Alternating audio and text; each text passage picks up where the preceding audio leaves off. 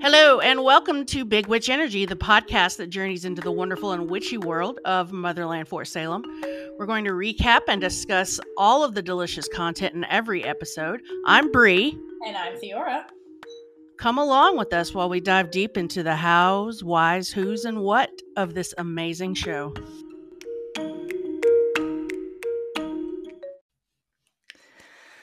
All right. Welcome back, everyone. Welcome back from, I don't know, it feels like it's been 93 years since we did this. I've lived a whole nother lifetime since the last time we've recorded, so accurate. Yeah, we had a fun thing last weekend, and now everything's gone to hell because of a certain other show. Yes. So the title of this episode, Delusional, is very fitting. I'm in a state of delusion. And if there are any other Killing Eve fans out there, I feel you. That was some bullshit. Feel free to find Dr. T on Twitter and talk to her about it. I'm still I will be grieving forever over that. Good lord. But fear not, friends. Take stock in the fact that Laura Neal would hate this episode, which is what fueled me to watch it, just because I knew she'd hate it so much. So, a big thank you to Kay Rendell and Aaron Mayer. Mayer? I'm a hot mess. Sorry, guys. But thank you for writing this, because Laura Neal would hate your work, and that's a high compliment. And this was directed by Kamani Ray Smith, and it's titled Delusional, which is so fucking fitting. It makes me want to cry. Anyway, I will do my best to not be a hot mess during this episode, but I make no promises. Send all hate mail to Laura Neal. Okay, so let's get started. Should probably put her address in the show notes. Arrest Laura Neal. Okay, so this episode very homophobically starts with Alder and the gang, and not Raelle and Scylla, but we'll get there later. It's fine. So we're back in the warding circle. Alder's looking great. She's at her desk, I guess, that lives there, poring over documents. There's army people everywhere. And then Tally comes in, and Alder informs Tally, "You're on the Bataan mission," because Tally is lucky. And also, Alder got the location of where Nicta's actually chilling, thanks to the bad biddy that Tally windstriked in the last episode. And Alder's like, "Listen, I know you're like 18 or whatever, but I need your unit." This mission makes no sense to me, but whatever. She's like, "Listen, I need all my best 18-year-olds on this. You have the best sight, so I need you to see Nicta and find her.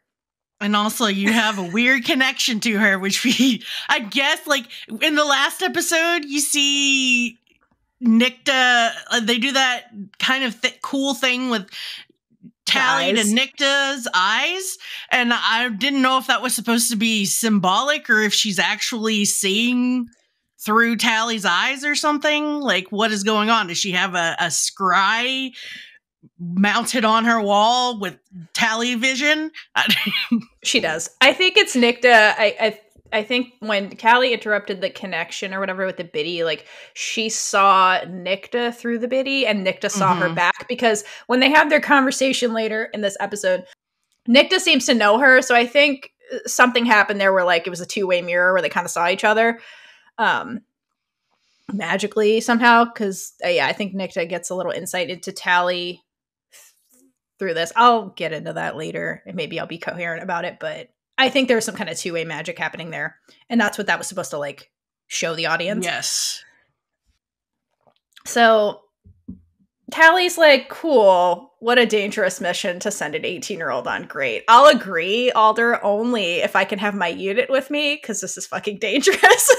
And Alder at first is like, "Ugh, I don't know about this," but Tally wears her down, and Alder's like, "Yeah, all right, fine. You can take my precious witch bomb if you want, because the goal here is to eliminate Nicta." And there's a very heated stare there, because Tally's like, "Really?" Like, it's like, in Tally's mind, she's like, "You're just trying to erase her forever. That's what this is." And Alder doesn't give her too long to dwell. And she's like, listen, is this going to be a problem, cadet? Like, basically, like, reframing it like, we're not besties, we're not connected, you're still my little subject and have to do what I say. And Tally just, like, growls, no, General, it's fine. I can see over the fact that I saved your life, and we're back to this dynamic. Great. And Alder's like, yeah, great, cool. Carry on, cadet, get out of here. And Tally leaves in a huff and exits the warding circle. We like hard cut to her entering her room in the Sekhmet barracks. And Tally gets like zero privacy because like Petra's chilling in the back. How long was she there? I don't know. I mean, she probably like went through Abigail's stuff and like made herself busy. But like, yeah, Petra's just hanging out at the desk and is like, surprise, bitch, I know about this homophobic mission to eliminate Nicta. And judging by your huffing and puffing, I think you have feelings about this. And for some reason, Tally's very candid with Petra, which is so weird and out of nowhere, but sure. And she's like, listen, I think this is wrong. And Alder's doing all of this for her own personal gain, so she can win public support by announcing the death of the Spree founder as her way of winning over America, because we've been so bad with the Spree. And by doing that, she's like erasing her tarnished past, and like no one's going to know the real truth about what happened here and Alder's involvement. And that's like the thing that really nags at Tally, the truth seeker.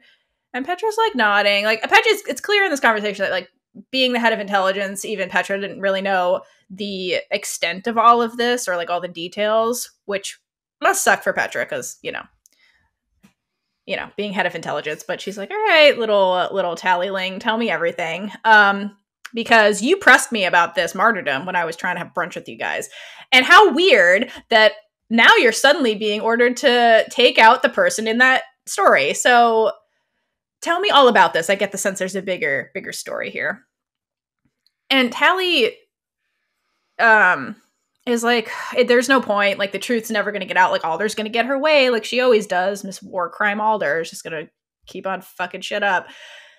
And Petra's very calm. She's like, no, have faith, girl. And then hands her this silencer because she's like, listen, Nicta's dangerous. Take this with you. My daughter's going to be there. I don't want anything bad to happen. Just take this so you guys can get back safely. And Tally's like, why are you handing me a silencer if the mission is to kill her? And Petra's like, listen, bitch, you work for me now, and I'm changing the objective. you bring that hottie, I mean the asset, back alive. Because it hurts to say. Raelle was the asset. Sorry, Nicta. She's like, you're not alone in wanting the truth to come out. And like, here's like Petra essentially capitalizing on the fact that there is an Alder scandal. And if she can bring the Alder scandal to life, then Petra can be in a position to like oust Alder and finally be in charge, which is what her whole goal is here. And so they're forming an uneasy partnership here, Tally and Petra. And after that's settled, and Tally seems to be like, okay, I'll do what you want. Because she doesn't want to kill Nicta, really. She thinks it's wrong. And Petra's like, well, I'm a commanding officer, and I'm giving you my version of this mission. Why don't you just come with me? And Tally's like, yeah, okay, because I'd rather not kill Nicta. So they're like, great, we agree. Petra's like, tell me everything you know about Nicta. And then it rudely cuts away. Yeah, because... You know, I think we know everything that Tally knows though, so it would just be I mean, but I want to hear it again. I don't. Okay, I got you, girl. I'm sad. from that hot mess of a scared freaking Petra sitting in the dark waiting to scare Tally, we get Abigail and Adil at the Spree house sitting around with some candles. Like, did they need mood lighting? They did.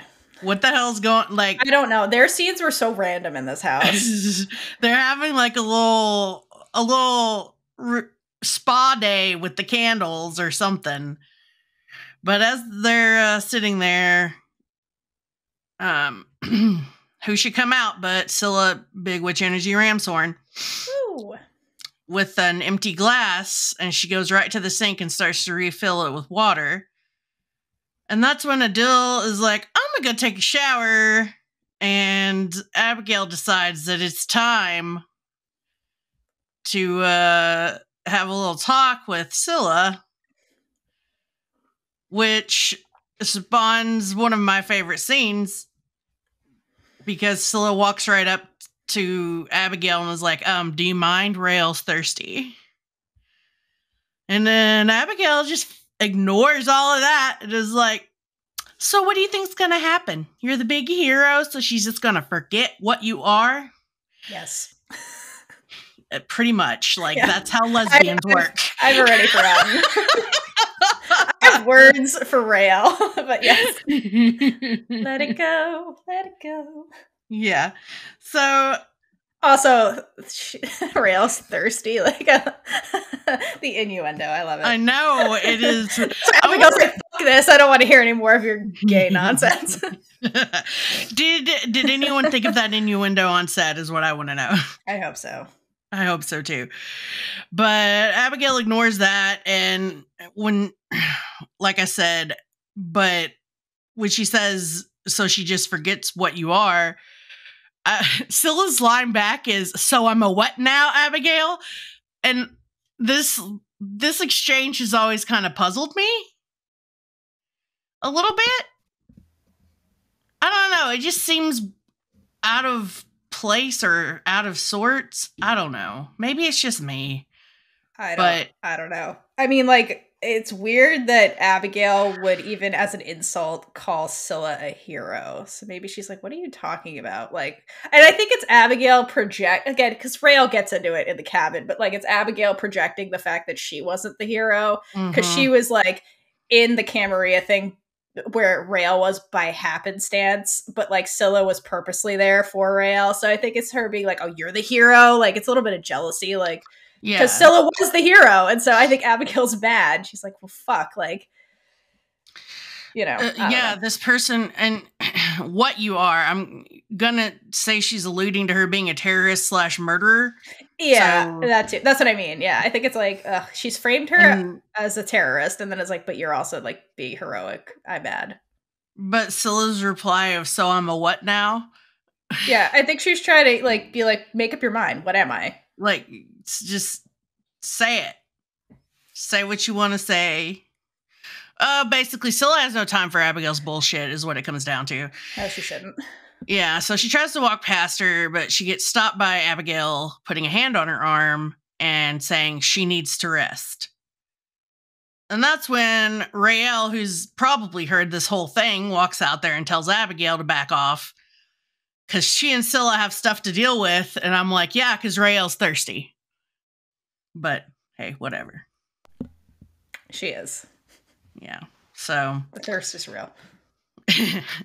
Abigail kind of acquiesces. She tells Raelle, yell if you need me. I'll be right next door. Gives Scylla the eyes of, I'll beat your ass if you try anything. Okay, sure, whatever. You have no big witch energy here, Abigail. Just let it go. No. Scylla will always beat you. Without trying. She's not even trying. Yeah. She's like, I'm just standing in a kitchen and I'm out big witch energying you. So fuck off, Abigail. Yeah, she literally doesn't even have to say anything. No, nothing. Just literally her presence does it. Exactly. I mean, if you want to get down to it, if you had a face-off between them with work, Scylla wouldn't even have to lift a finger or move. She could just basically have Abigail off herself. Yep, I know. Scylla is the biggest witch energy person here, so Abigail just can't let that go. No, of course not, because it's Scylla, and she never liked Scylla, for one, thinks Scylla's stupid, and number two, she's a terrorist and is the opposite of everything Abigail's supposed to uphold. So... yes, all of that. Yeah. Well, Raelle walks into the kitchen, and Scylla offers her the glass of water very kind of, sort of, a little bit awkwardly, as Raelle is passing, and she takes it, very careful not to touch Scylla's hand, and then walks onto the kitchen island. And Scylla takes the opposite direction around the island with her hands behind her back in the classic Scylla Ramshorn / General Alder style of walking. And Raelle starts to look at the pictures of herself on the fridge. And I need to interject something here before we continue. Do it. I have a question, and the question segues into my what was somebody doing off screen? Woo! All right. So, my question is, who cleaned up and changed Raelle? Oh, Because Scylla. she's wearing Scylla, I'm assuming is some of Scylla's clothes. Yeah, like dude. her little sweats. So, I definitely think it was Scylla who took care of Raelle and changed her and cleaned her up. But I do think that Abigail probably had a little bit of a standoff with her about it for a hot second. Correct. And then Adil was like, hey, why don't we just go in here and light some candles so you'll calm down? Oh. Okay, yeah, I'll accept that. We used that a little in the last episode, but I like this extension. What was Adil doing? So let's calm down and have a seance. Yeah, Adil was like lighting some candles, putting the dimmers on. Trying to calm Abigail the fuck down. He's like, I don't know who these people are, nor do I give a fuck. He probably put some, like, sprayed some kind of calming room scent in the air. Who knows? He's the pacifist. He's like, stop the violence. Stop the violence. I will meditate and manifest. Yeah. Smell the candles, Abigail. Shut up and smell the candles was basically that was what Adil's he said energy. to her. That was Adil's energy while Scylla was cleaning Raelle. Was taking care of her woman. Exactly. So that was my character doing things off screen. And can we go back to how awkward the glass handoff was? Oh my god, it was so awkward. Glasses like that.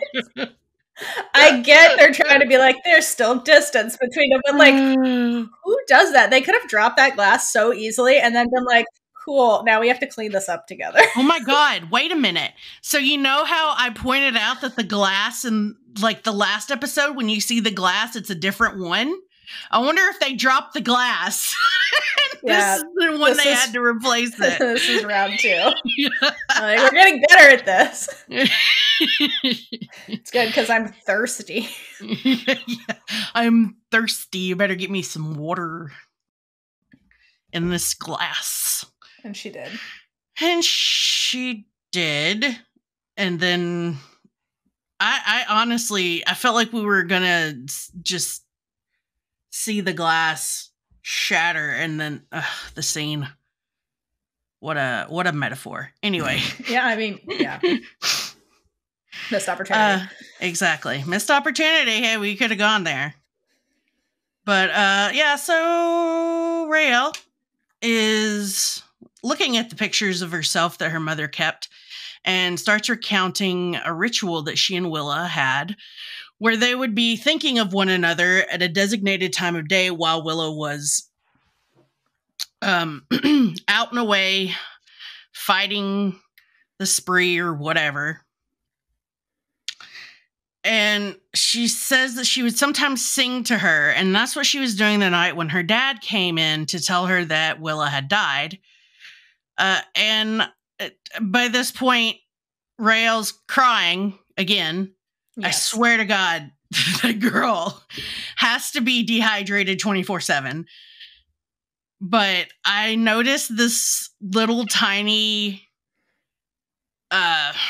detail that kind of got to me this time that I hadn't noticed before, and it was that there's a tear that just goes right into Taylor's mouth as she's speaking.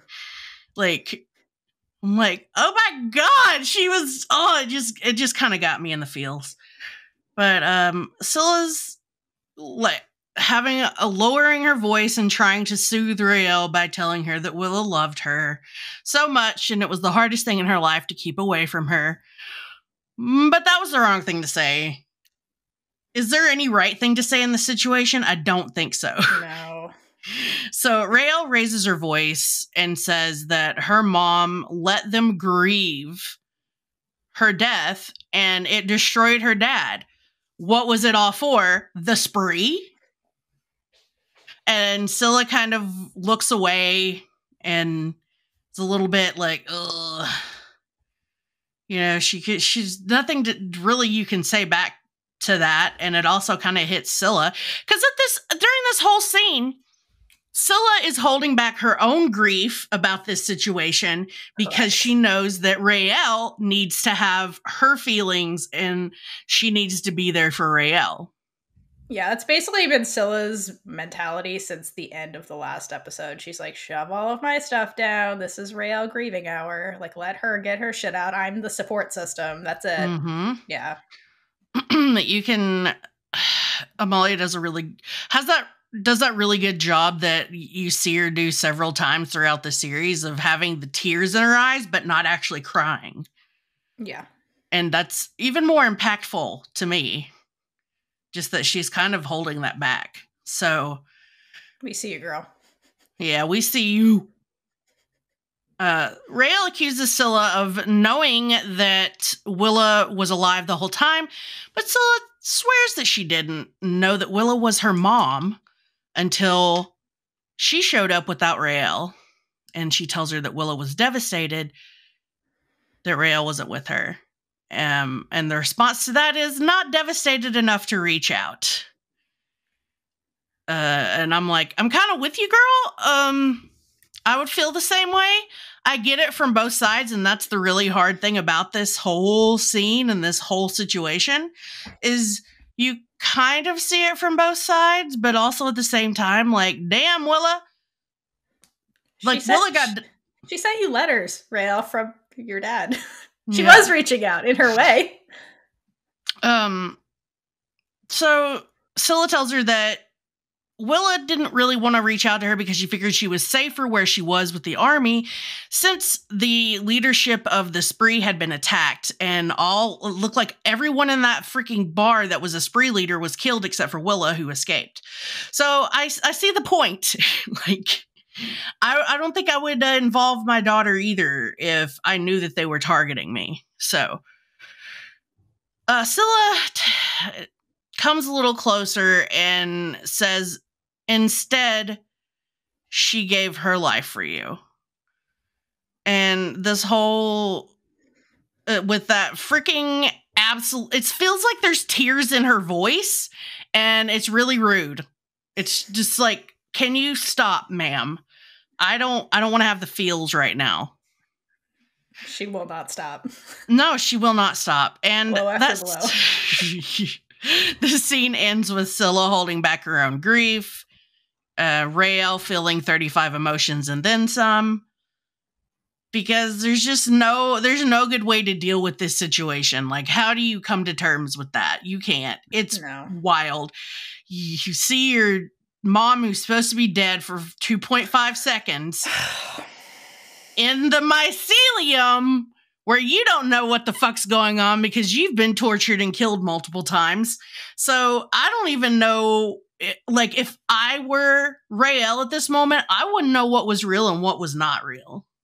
No, this is what I fucking hate. It's like, they give, like, she says it later, I don't know if you're gonna get to the slide, where she's like, well, my mom should have given me that choice. And it's like, Raelle literally never has a choice ever in anything. Mm-hmm. And even this, like, I feel bad for Scylla in this position because she's playing the role of, like, basically the punching bag, because Raelle should be having this conversation with her mother. Mm-hmm. But the writers are like, no, we can't do that because that would let Raelle process something and we can't have that. So Raelle gets to, like, lose her mother twice by thinking she's dead, then seeing her for 5 seconds in a fever dream, and then she dies again. And then Raelle's like, oh shit, that was real. What the fuck?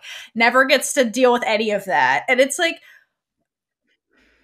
what? Like, all the choice was taken away from Raelle this whole fucking time. So she has every right to be pissed off about all this. And just how does one cope with this? It's like, it's literal insanity. Like, the way they just deny Raelle, processing any of, like, how does you even how is this, like, poor Raelle, she's gotta be like, what the fuck was even real at this point? Like, my whole life was a lie. Like, it's ridiculous. I'm gonna be honest, if I was Raelle at this point, I would probably be in the corner rocking back and forth and chewing on my hair.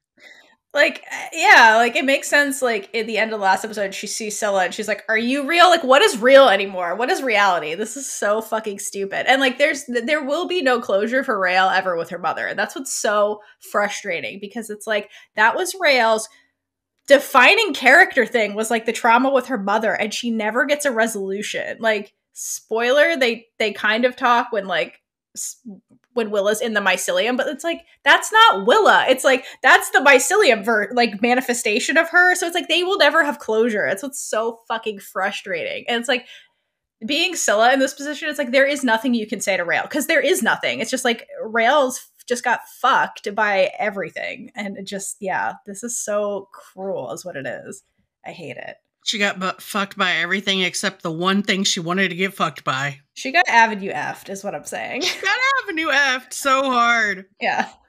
Multiple times. I'm pretty convinced that this whole series is going to end up being Raelle's Inception. Well, that was a wild dream. She wakes up in some suburban house. Listen, I have more faith in Elliot to like actually end it with something that makes sense rather than be like, well, the Camarilla, they were the good guys all along. And you're like, were you talking to Laura Neal? No, like, they will make it make sense. But like, this thing is just, Raelle was denied ever having closure ever with her mother. Like, twice. Like, when she thought she was dead, and then she's like, oh wait, she's alive. Oh shit, she's dead for real. Like, twice. It's so fucked up. Oh my god. I hate it. Thanks, I hate it here. Yeah, I fucking hate it here. Welcome to my trauma, everyone. Again, direct all hate mail to Laura Neal. It's all her fault. Yeah. Scylla the punching bag. Yeah. But she's being such a good punching bag, though. Because like, she is. She's hurt, too, you know? And, like, just lets Raelle express her feelings. Like, it's really an impossible position, like, for her to be in. Like, this is not her place to, like, comment on any of this, really. And I think she's doing the best she can, you know? Ugh, it sucks. Because not only does she have all of this emotional stuff with Raelle that is not really her responsibility, she's got freaking Abigail Bellwether up her bum. Seriously. I'm serious. Like, if they don't like come to some kind of agreement in season 3, then I'm gonna fire somebody. I don't care. I like Scylla big witch energying. Oh, absolutely. No, she needs to like, Abigail needs to fucking acknowledge. Yeah, no, everyone needs to acknowledge that Scylla's a hero. So thanks for saying it in sarcasm, but it's actually real life, Abigail. Nice cut. We'll get to that later too. Indeed. Okay. Emotional trauma. Delusion. I'm gonna need to eat 30,000 mini Stroop waffles after this. Nice. And the funny thing is, this is my favorite episode. It's a good, I mean, it's a great episode, honestly. It's a lot of fun. I wish I could remember it. I'm doing my best. All right. Anything more about their kitchen scene? I forgot where we left off. It's just one of my favorite scenes with them because they get so... Because of how they played it, it was just really perfectly played. It could have been really bad. Oh, yeah. But they went at it with this delicacy, but went for all the feels at the same time, if that makes sense. It does. It does. It's like, well, it's also like they personally have a lot to talk about and work through, and it's like one thing at a time kind of thing. So I think there's like multiple emotions happening at the same time, but they're having a conversation. 35 feelings and then some. Yeah, but the dialogue is about Willa. So it's like, I think it's, you know, there was a lot happening. But are they ever going to get to have those conversations? That's my question. I don't know. I think they have to. It's, have something, whether it's on or off screen. Because that's better real be life. on screen. It better be on screen. Let us hope. All right. So from that scene, we go to the most random scene of the episode. So like WTF. This is the whole scene. Adil's in the shower. Abigail's looking through his stuff. She finds his blood necklace and like pensively looks at it, then looks at her own medal around her neck. She has some silent introspection about family and the meaning of life, and then hops in the shower with Adil, and that's the whole scene. That's it. Yeah. Then from that random scene, Hey, let's have a symbolic like our jewelry is symbolically together on the bed, and I'm gonna go symbolically get in the shower with my boyfriend. Their scenes are so weird, but that's the whole scene. And then we go from there back to the gays, which is where we want to go, and Scylla's room. And they're back in their OG positions where Raelle's on the bed, Scylla's on that sad little chair, and they're airing their grievances basically about them, kind of. And you have to give all the props to Scylla, who like keeps her respectful distance. She's got her little feather necklace out, so like signaling she's hopeful with all these exchanges with Raelle, despite how fucked up this whole situation is. And Raelle is getting into her feelings about like her mother and Scylla, basically. And she says the line, "The two women I've loved most were terrorists who did awful things. And what does that say about me?" Raelle, it says you have excellent taste in women. I don't understand the sentence, personally. Because, Raelle, sometimes women do bad things, and that's okay. That's life, girl. They were just keeping it real. They were not being fake women. That's a good thing, you know? They were just being who they were, so whatever. Wouldn't it be worse if they were being fake with you? They weren't. They were being who they were, so. Well, to be fair, Scylla was kind of being fake with her for a while there. But overall, she was keeping it real, and Scylla agrees with me. And she's like, listen, we had our reasons, and we believed in what we were doing. Which, yeah, exactly. And Raelle ignores the sentiment. It's just like, past tense, believe. What? Believed? And Scylla admits... tell me about this believed thing. It's like, Raelle. And Scylla admits, well, my priorities have shifted. So yes, believed, past tense, Raelle. So... sparking the hope potentially with the two of them, and then that's it. Yeah, it's like, believed, my priorities have shifted. Your mama showed me the way. See, your mom wasn't all bad. She changed course, and I changed course with her. So I'm here. Basically, she's like, I don't know. Part of this is like me. I feel like Scylla in this episode is like, I'm here for you. I obviously still love you, and I want to be in your life. I'm not walking away. I'm not pushing anything. But here I am. Despite Abigail trying to get rid of me. Yeah. Basically. So yeah, we're going to go back to the straights. Dill's having a crisis of conscience, which I don't blame him for, since he spent all that time being a pacifist and then all of a sudden started to punch and kill people. So he's trying to convince himself that what they did was right. He's not going to sleep. Okay. Yeah. I don't sleep anyway, so I feel you, bro. But Abigail points out that they saved Raelle, which, yeah, but no. You saved those witch kids. I'll give you that. And got the reason you were there was to get Charvel's vocal cords back. It was a personal vendetta. It was not a hero mission. That's what pisses me off so much. The kids even were a side part, incidental part of what you were doing. That was Willa and Scylla's side quest, was to get the kids. Right. None of that was Abigail at all. If Abigail had to make a choice between getting those vocal cords and freeing those kids, it would have been the vocal cords. Right, exactly. She's no hero. This is bullshit. She's gaslighting herself into thinking she's a hero. Thank you. Me off. Which, thank Christ, not everybody is on that train of let's not tell Abigail she's an asshole. No. In this episode. No offense, Abigail, but you need to hear it. Thank you. So yeah, Abigail's pointing out that they did all this good stuff, and these people were never going to stop coming after them, and he doesn't think Kalita's going to see it this way. And I honestly don't think Abigail really cares about his crisis of conscience. She just wants him to like chill out. Yeah.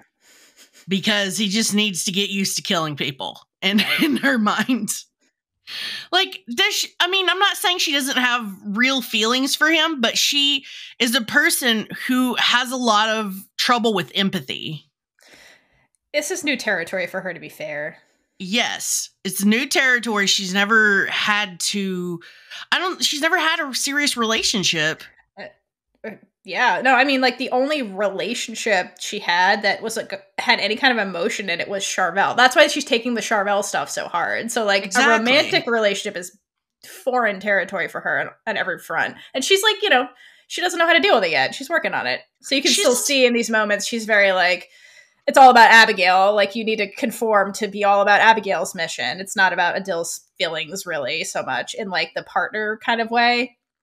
So yeah, she's learning. Well, she's learning. You know, that's how she grew up. Was exactly. Like, it's about the Bellwether mission, and that's it. Exactly. So we can see that she still has a long way to go. Yeah, she's bad at relationships. Just give her a hot 10 years. Yeah, she'll get there. And some therapy. She'll learn the hard way. Yeah, hopefully before Adil says adios, but whatevs. So yeah. She kind of hugs the arm and is like, well, no matter what, we have each other, which is also passing over the whole point of him being like, well, my sister's going to be mad at me. It's not about that you having him and him having you, Abigail. It's about the fact that he might lose his sister. Who's his boss? His boss is the only, like, living relative that we know of. Dill is Kalita's bitch. Never forget that. Yeah. He's like, I might lose my job. But yeah, for real, it's funny. This whole episode, I just want to shake her and be like, it's not about you, hun. I know. All right. We're going back to the gays. Because we're going to go back to Scylla stating her case about her change of priorities. So it's not about fighting conscription anymore or liberation at any cost, proving a point by taking innocent lives. And then she like zones in with the money shot of very sincere. It's like this layer of intensity with an undercurrent of anger. When she says the people that took you and did what they did to you are the only enemy that matters. So basically, I don't give an F about anything else, but like all of that is put to the side because we have a bigger fish to fry, and that bitch ass dude that killed you a couple of however many times is about to get, you know, what he deserves and all of his other witch hating buddies. Yeah. So, Raelle's answer to this, she's like, takes this on board, but she just looks so tired. Like, how much sleep did she get after being dead 5 times? Like none. She never gets to sleep. Yeah. So she kind of passes over that whole thing where I'm like over here, I've got chills from Scylla's speech, and Raelle's like, you got any spree food in that spree kitchen?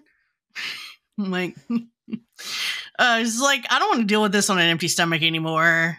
Stomach kind of growling, and go get me a sandwich. That I won't touch, and I won't touch your hand when you hand me the plate. Yeah, let's be weird about it. I have to go back to the Isadora mention at the beginning. Right. Wait, hold on. Wait, isn't that this line? Did we get there yet? No, we haven't gotten there yet. Damn. My bad. I thought it was at the very beginning when they were in here. Anyway, continue. Right now we're still on the spree food because they're eating potato chips and a sand. And anyway, moving on. So we're almost there. Gotcha. Because Scylla smiles, and it's like it relieves the tension. Her little funny line about the spree kitchen. And so we cut to later on, and the positions have changed. Raelle's still in the same spot, but Scylla has ventured closer and is now on the bed at the opposite end with her legs stretched out and a throw over her. And she's got a bag of very prop-looking potato chips. It's like cut open perfectly, and she kind of shoves her hand in there every once in a while, but doesn't do anything with it. And this is where your line is, where she starts off by talking about how funny she thinks it is that Isadora spent all that time yearning for the mycelium connection, but Raelle was the one that it chose to hook up with. And I can only think about Scylla being her favorite student. Yes, and I can only think of what Isadora is doing off screen, because Hell yeah. What she's doing is weeping in the lab every day because she will never be over the fact that the mycelium didn't choose her. So I think she goes in that room every night and just like whips out her most dramatic monologues and just like cries in front of the mycelium and like does this like as a ritual. And like the necro minions have a name for it. They call it sad shroom hours. And like I feel for you, girl. I feel for you. And like it's the delusionalness, and I love you. That's what Isadora does off screen now. She will never be over this betrayal of the mycelium and does her sad shroom hours. I feel like the consciousness within the mycelium just kind of sighs heavily and rolls its eyes. It's like, again. She'll never be over it. Let her grieve. No. It's like you wanted it too badly, Isadora. She deserved it. It's not fair, Isadora. I get you. She's very sad. She was disappointed. It's understandable. All the signs were there, Isadora. It chose Raelle, who doesn't want any of this. Yeah, that's why it chose her, Isadora. Isadora is not being rational. She can't understand that. Just let her grieve. Plus, Isadora is not 18 and, the prime candidate to go on dangerous missions. Yeah, no, sorry, Isadora. Maybe if you were 18, you'd be chosen for these things. Maybe if you were 18 and not having to learn 50,000 other professional jobs like mechanical engineering to please Alder's needs. Jesus fucking Christ, yeah. Whatever. I get why she's upset. Yeah, for real. So that's what Isadora does off screen. She does sad shroom hours with the mycelium. I'd also like to point out that this entire time, the sandwich that Scylla supposedly made for and brought to Raelle is not being eaten, but pulled apart piece by piece. No one's hungry. They're in their feels. Yeah, it's the sandwich was an excuse to bond. That's all it was. Yeah, it was an excuse to get her on the bed. Because she's thirsty, actually. Raelle's still thirsty. That water did nothing. Turns out it wasn't water she needed. No. Anyway. Or a sandwich. Or a sandwich. I kind of want to know what kind of sandwich it was. I bet it was peanut butter. But it's hey, probably just bread. So it's like, we got food. Give her mushrooms. Here's a mustard and mushroom sandwich. Right, exactly. Raelle's like, I haven't had one of these since I was a kid. Yeah. So it's probably nostalgic for Raelle. Who's like, aw. Mama's cooking. Yeah. And it comes back up later on. It's also like, good grief. Man, I wish I had a mushroom sandwich about now. All right. So Isadora throws at the mycelium during sad shroom hours. Like pulls apart a sandwich. Because it makes it sound like the mycelium's a pigeon, like a giant mushroom pigeon. It's hungry. She's just mad and like a toddler tossing things. Poor Isadora. And the mycelium consciousness is just like, really? She's like, I'm glad I didn't choose her. You're confirming my choice was correct, ma'am. Exactly. Man. But I think the worst part about it is that the mushrooms in the sandwich are going to be burnt, because every time we see Willow cooking mushrooms, she burns them. No, she doesn't even know how to cook them. That's like the weird part. It's always burning in the pan. Always. They don't teach them Mac in the army. It's obvious. I get it. The collar specialty. Yeah, burnt mushrooms. Christ. But anyway, so that's what they're eating for sure. Yeah. That's all that's in the kitchen. Let's be honest. Yeah. Let's be honest, just containers of different kinds of mushrooms. So Raelle wishes that she didn't feel like she was carrying this alone, meaning the mycelium's power and the witch bomb being the witch bomb. Yeah. And Scylla points out, how are you alone? You have Abigail and Tally. You're always going to be sisters. You guys are a force. And Scylla, you are way too nice about Abigail. I do love the way she like doesn't put herself in that narrative. Yes. It's I love that because that's again it's Scylla being just the support system. That's it. She like completely took her own intentions out of this and was like, no, you're not alone no matter what. Like no matter how you feel about me, like you have these other people kind of thing. Yeah. It was very big of her. It speaks to her character. It was. Truly. I love it. That and the fact that I think part of the reason that she never really snaps back at Abigail is because she, realizes and understands that this is Raelle's sister and that she can't, make her like she would never want to cause more tension than is necessary because that would affect Raelle negatively. So yeah, and honestly, like that, I mean, Raelle, the reality of the situation is Raelle's still in the army. Like that is her support system, regardless of how any of this goes between her and Raelle, like Scylla and Raelle, meaning that is Raelle's only support system. So I think that Scylla's like, you need to be reminded of that. You have these people that are going to support you through all this army stuff you're doing, like So again, it's her purposely taking herself out of this narrative, and it's really big of her to do that. So this is the point at which I'm going to just state plainly that the person in this entire... I don't care if you think she's subtle or not, but the person with the brain cell is Scylla Ramshorn. Yes, correct. She has the brain cell this whole episode. The whole time. She has the brain cell. So right after they have this exchange, it's interrupted by the sound of a helicopter arriving, which signals that Tally's coming, and Raelle leans forward and tells Scylla that she should make herself scarce, but Scylla, in her very chivalrous and also hopeful way, says that she's not going to walk away from her again. Which, okay, like, Scylla, who wrote this line? Because she didn't walk away from Raelle. Scylla was like taken apart from her by these missions they were on, and then actively went out of her way to save Raelle, and Raelle's the one that chose to walk away from her. So like this line deserves a Laura Neal award for homophobia because it doesn't make any sense to me. Like Scylla didn't walk away from Raelle. Like it was the other way around. I don't know why she says this line. It's very weird to me.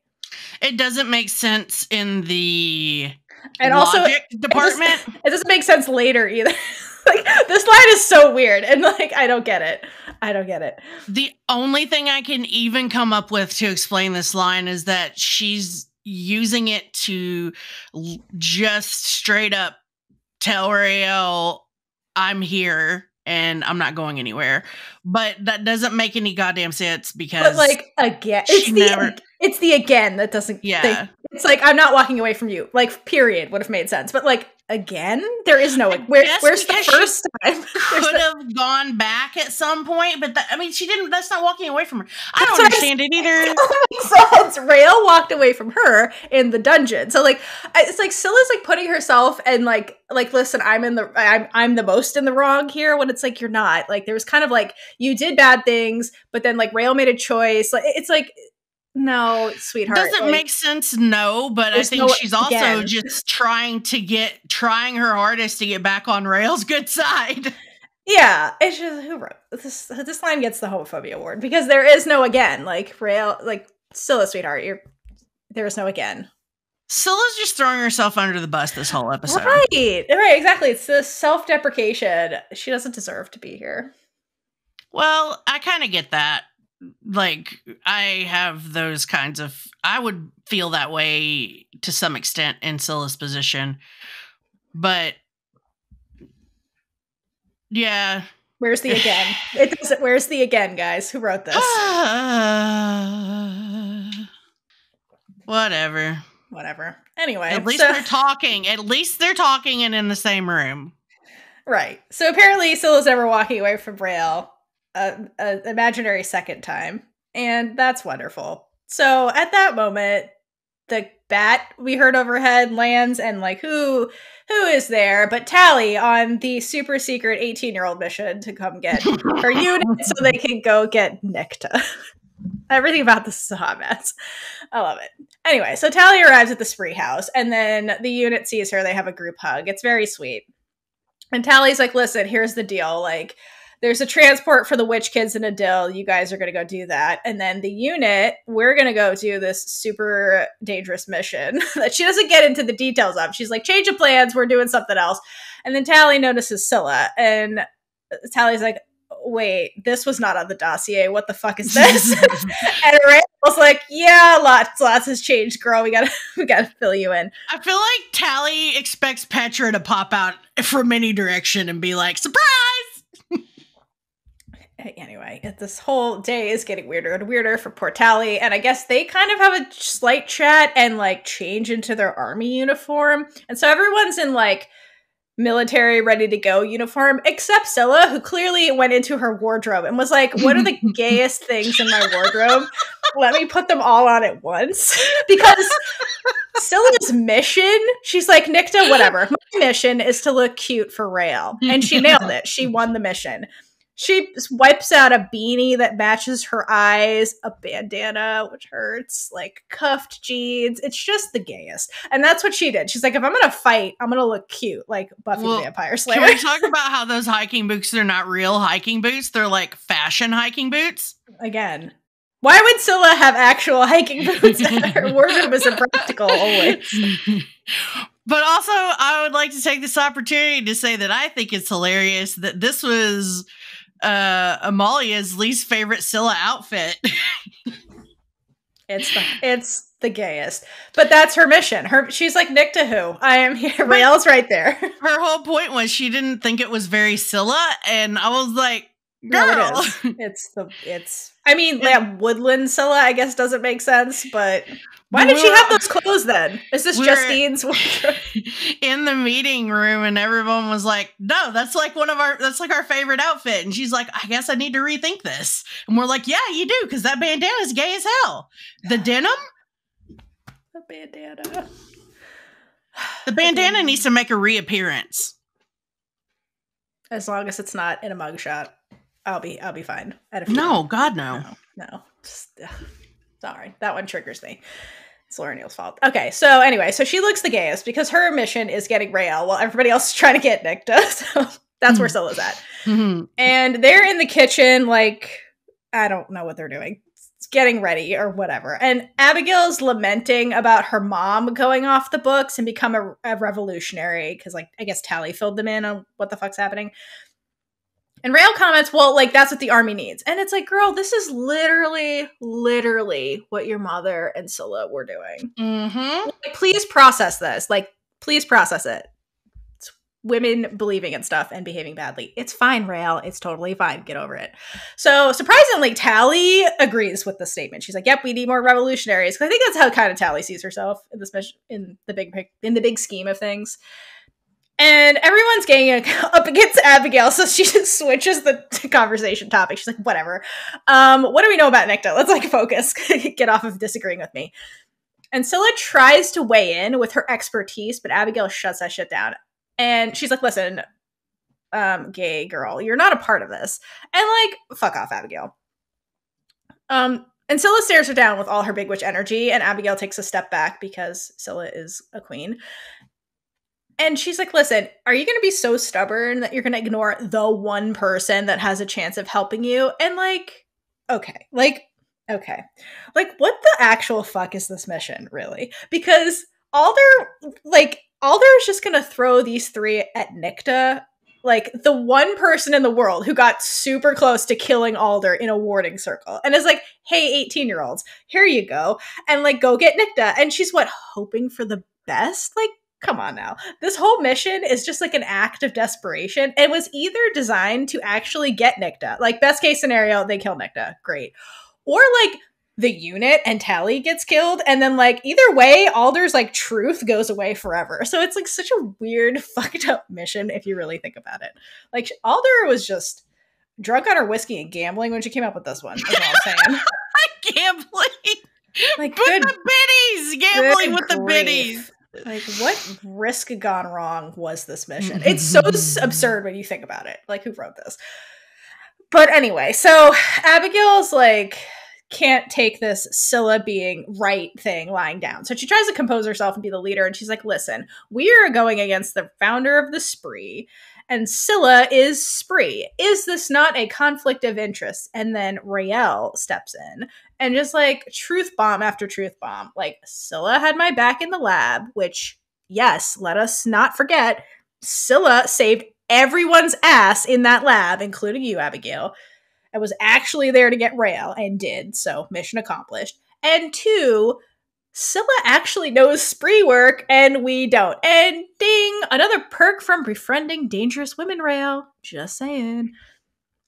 And Abigail sits with the truth for like a second and then tries to turn to Tally to like be like, no, you're on my side. Like, come on. And Tally turns it down. She's like, listen, girl, I don't love this either, but the math is just mathing here. And it makes sense to bring Scylla. Scylla has insight we don't have, and we don't want to die, right? Let's bring her. Because Alder didn't think of this. Like, we need to, obviously. And Abigail turns to Tally and he's like, girl, what the fuck? Like, you turned her in. And Scylla is silently in the corner being like, et tu, Tally? Et tu? So put a pin in that. It's the things that need to be addressed in season 3. And Tally just like continues. She's like, yeah, but like yesterday she saved Raelle's life. Like those are facts, Abigail. Like that's all the proof I need. Like people can change. And like, yes, queen, they do. I only wish people and writers can see that, but here we are. And Raelle seals the deal with Abigail's bullshit being like, listen, we need her. Just shut up and accept it. And Abigail is obviously not going to win this. And so in her desperation, like turns up the big witch energy as much as she can and stalks up to Scylla and is like, listen, girl, obviously you're coming with us now. I'm outnumbered. But first wrong move and I end you, Necro. And Scylla doesn't even flinch. She just like takes this and is like, sure, girl, whatever. And she's like, because why would she? She has all the big witch energy. Abigail knows this. This is all for show. She's like peacocking for no reason. And Scylla's like, yeah, whatever. Okay, sure. But say what you need to say to sleep at night. But just know I could kill you without even saying anything. But okay. But I won't, because then Raelle would never forgive me. I feel like Scylla was almost trying not to laugh. Mm-hmm. She's like, yeah, okay, girl. We all know who's got the power here, and it ain't you. Yeah. Yep, love to see it. Damn. But Scylla has the brain cell. She's like, I'm not even going to argue with you because it's not worth it. My mission is to be cute for Raelle, and I'm not going to fight with you. That would be stupid. I'm not going to fight with you. I'm not stupid. You're stupid. You're making yourself look bad right now. I have to think about I'm going to let you make yourself look like an asshole. And because that's... You do that all on your own. Spectacularly. Go for it. It's going to make me look even better. Right. And it's going to further my mission to get Raelle back. So... Facts. Look at my jeans. Look at my jeans. Look at these boots. Look at this bandana. Ugh, it's going to happen. My beanie matches my eyes. It does. I mean, hi. It does. I'm Scylla, Big Witch Energy Ramsorn. She's just winning all over the place. Yes. I'm here for it. And she's also planning her next move. So, which is about to happen because they get in the bat. And I want to know how far is this cabin? It can't be that far. That's what I'm saying. Like, Nicta had to be nearby to attack Alder, so she has to be close to Fort Salem. Yeah. Like, right. Like, how far away was this actual cabin? Like, I feel like they could have taken a bus to get there. But they're like, no, helicopter, because that's subtle, and Nicta will never hear that coming. Jesus Christ. I'm gonna nitpick the forest here. I fucking love the forest that they're going into, but it's quite obviously... Canada. Western Canada. not Massachusetts. Facts. These are facts. These are facts. So that's my little nitpick. I mean, they couldn't do anything about that, so. No, they were in Canada. They can't be like, damn. Let's import some Massachusetts. Yeah. So they're in the bat on the way to the forest, and Scylla breaks out her smooth move on Raelle because that's who she's sitting next to. Right, this is her mission. This is her mission. So she grazes Raelle's pinky with hers, because that's not gay at all. And I know. Respect her Raelle belly. just kind of looks at her out of her periphery. It was like, okay, I see what's going on here. And Abigail's sitting across from them, so she sees all of this, and her face just says, "Not in front of my salad." Yes, literally. I'm going to throw you out of this helicopter, is what that said. What did I just say? Stop trying to get in her gloves. Because, you know, I mean, if you really want to get real, this is way more flirtatious than it might seem if two queer ladies are grazing hands. It's basically sex. So Abigail's like, God damn it. Exactly. We're on a mission. So I was like, I'm definitely on a mission and I'm winning. My mission is right here next to me. I don't like... Nick to who? I've never met this woman. So it's like, okay, fine. You do you. We've got Tally over here on the side. She's not paying attention to anything. No, She's nothing. just staring out the back. Not a goddamn thing. Nope. Tally's in Nictaland. She's like, Nicta. Yeah, she is. Nicta. Well, I think Raelle's like trying to ignore what's going on, but because she knows that she can't resist Scylla for very long.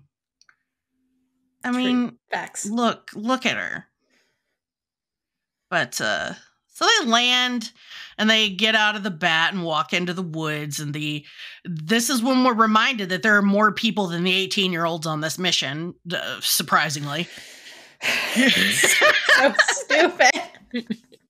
So there are three other soldiers on this mission.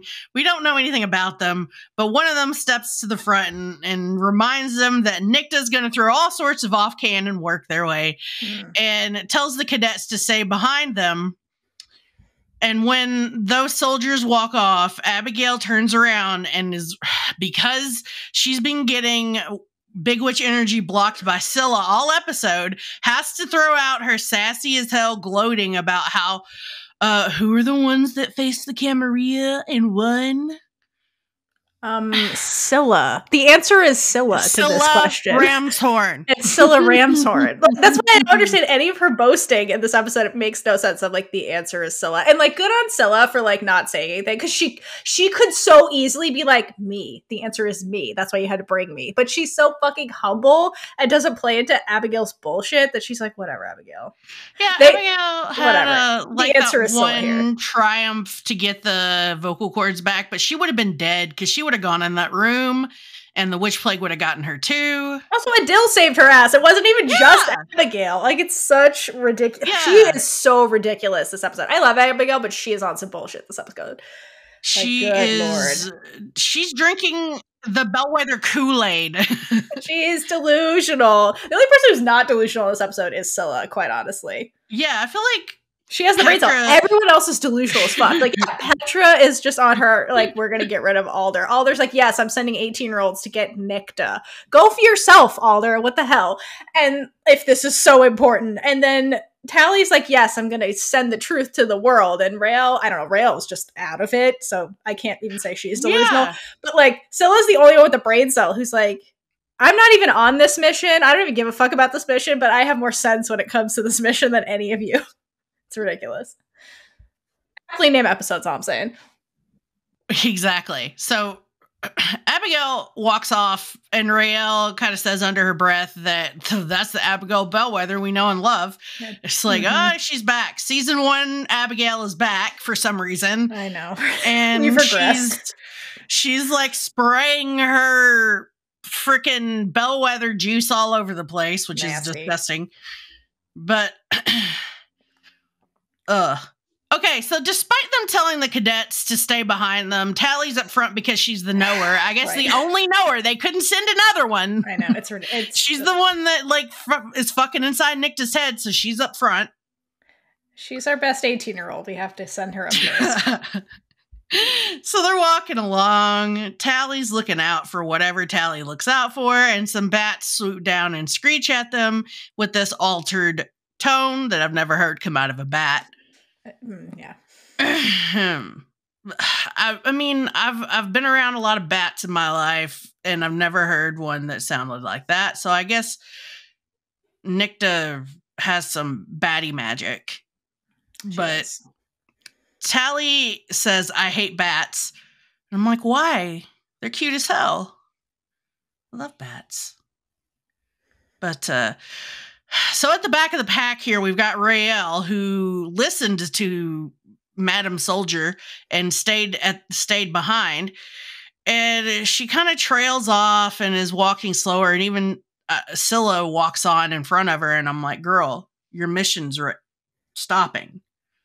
So she sees in the middle of the forest a recliner, a lamp, and a table with an ashtray on it. And it's just all sitting there. It's well-worn stuff, you know, looking super session-y, I guess. And we go straight into Raelle's delusion of being at home, and you've got country music playing on the radio. Her mom says that dinner's almost ready. So Willa's cooking mushrooms.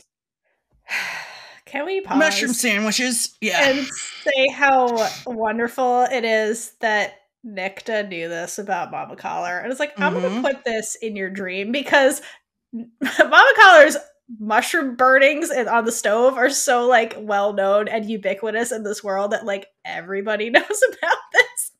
It's like the one memory of Willa everybody has. I love it so much. It's like, was it the one memory, or does the person's brain? Listen, my clown ass likes to think that Nicta knew this, and it's like, okay, I need to make this dream believable for Raelle, so we're going to throw this detail I know about Willa in this dream. I love it. So we have mushroom sandwiches for dinner. Edwin tells Raelle to help set the table, and because they're going to have a nice family dinner. It'll be a good memory to take with you. So I'm guessing that this is a Willa is deploying again situation. And Willa starts to get a bit harsh and says, it's like, you guys think I'm thinking about you when I'm in a war zone? How selfish can you be? So we see that Raelle's greatest fear is her mom not like turning on them and not liking her and being like hateful and whatnot. So the phone rings. The phone on the wall rings. You know, one of those novelty corded phones from back in the 90s. And Willa tells Raelle not to answer it, but Raelle does anyway. And it's Scylla on the other end of the line who's trying to yell at her that this isn't real. But that Scylla gets cut off when Willa pulls the receiver cord out of the phone and says, I said don't answer it. And Edwin's just standing there with a bottle of wine in his hand, because that's what goes with mushroom sandwiches. Just is like innocently going, well, I never stopped thinking about you, Willa. And Willa says, and I never stopped thinking about you. And then wind strikes the hell out of him. I love this scene. It gives me Killing Eve vibes so much, because it's like, I love you, and then violence immediately. Yeah. I love it. Thank it's you, like, writers. I love you too. Wind strike, violence. You're dead. Raelle starts crying and goes over and tries to heal Papa Collar, but Willa says, I thought marrying your dad was the worst thing was the thing that ruined my life, but really it was you. So we get to the crux of Raelle's delusion, because Willa's all of a sudden coming across the room real fast with a chef's knife, and we hear Scylla's voice come over the radio as like a radio request. Scylla Ramshorn, what's your pleasure?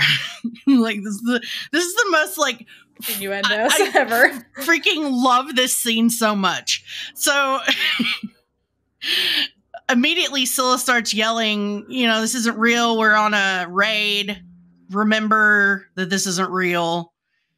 And instead, Raelle's kind of wrapped up in the fact that her mom's trying to slit her throat with this chef's knife. And you see, she starts to cut her throat, and then suddenly we're outside of Raelle's head with Scylla.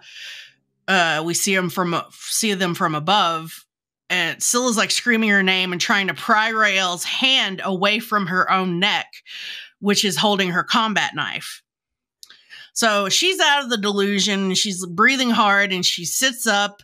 Scylla brushes some hair away from her face and takes care of her because that's what Scylla does, and that's just who she is, and also the fact that she gets to actually touch Raelle. So, happy. Happy. Even though Raelle just tried to slit her own throat.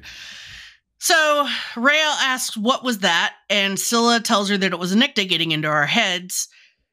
And Raelle says it was so real. And then she realizes, wait a minute, Scylla got me out of there. So she looks at her and goes, how did you get out? And Scylla just kind of looks away. It's real awkward for a second. And Raelle gets the gist and says, you've used this working before. And Scylla chooses to add on to the end on a larger scale. So she could have just like, yes, I have. But no, she's like, yeah, instead of killing like 6 people, I killed thousands. So Scylla's little face when Raelle asked that, she's like, I really don't want to tell you this, but she still does. So this whole episode there's so many sad Scylla moments that I would like to riot. Yeah. But yeah, basically Raelle kind of moves past that because she doesn't have time to deal with anything. And never. And says, well, if Tally and Abigail are caught up in this, we need to get to them. So they run off to find Tally and Abigail, and that's Raelle's delusion. It sure is. Thank freaking the goddess that Scylla Ramshorn was there. I mean, yes, that's our energy the whole show. But yeah, again, Scylla's being the hero and saving everybody's ass. So it's a theme always in the show. She is a hero. And even admitting the reason she can save her ass is because she used the same working to commit a terrorist act. So really, it was useful information she picked up. Exactly. Again, knowing dangerous women pays off in the end, Raelle. Just accept it. So after that, we then shoot on over from Raelle's delusion. Crazy. This one takes the cake. Tally's the gayest dream ever, and the thing that just made the season 2 trailer super exciting. So we finally get to that. And Tally's walking. She hears the bats ringing overhead. She's like, fuck these bats. She starts walking. Then she notices underfoot, there's creaking. And she's like, why is there creaking? I'm in a fucking forest. And so she looks down and there's this wooden panel that's elaborately decorated. And she's like, this is what? And then all of a sudden the room changes to Alder's office. It's dark as fuck. And the lighting and colors are so weirdly muted in this scene. I have no interpretation of that, but if anyone else does, let me know. But anyway, everything's very muted. And she's looking at this floorboard, and it's Sarah Alder, hair down, slinging whiskey. It's just at her desk. Don't worry about that, Tally. Look at me. I love the music in this scene. Let me just say that. The romantic music in the background. Mm-hmm. It's Alder. Alder loves civilian music and Tally, and so she's making this romantic as fuck. And remember, this is Tally's brain or Nicta's interpretation of Tally's brain. Either way, it tracks. And so Alder is like, listen, I summoned you to talk about your behavior. And it's teacher-student vibes, and it gets really weird. And Tally straightens her uniform. I'm sorry, but this is the beginning of a porn. It's the best. Tally straightens her uniform yes, ma'am, I'm so sorry for whatever it is that I did.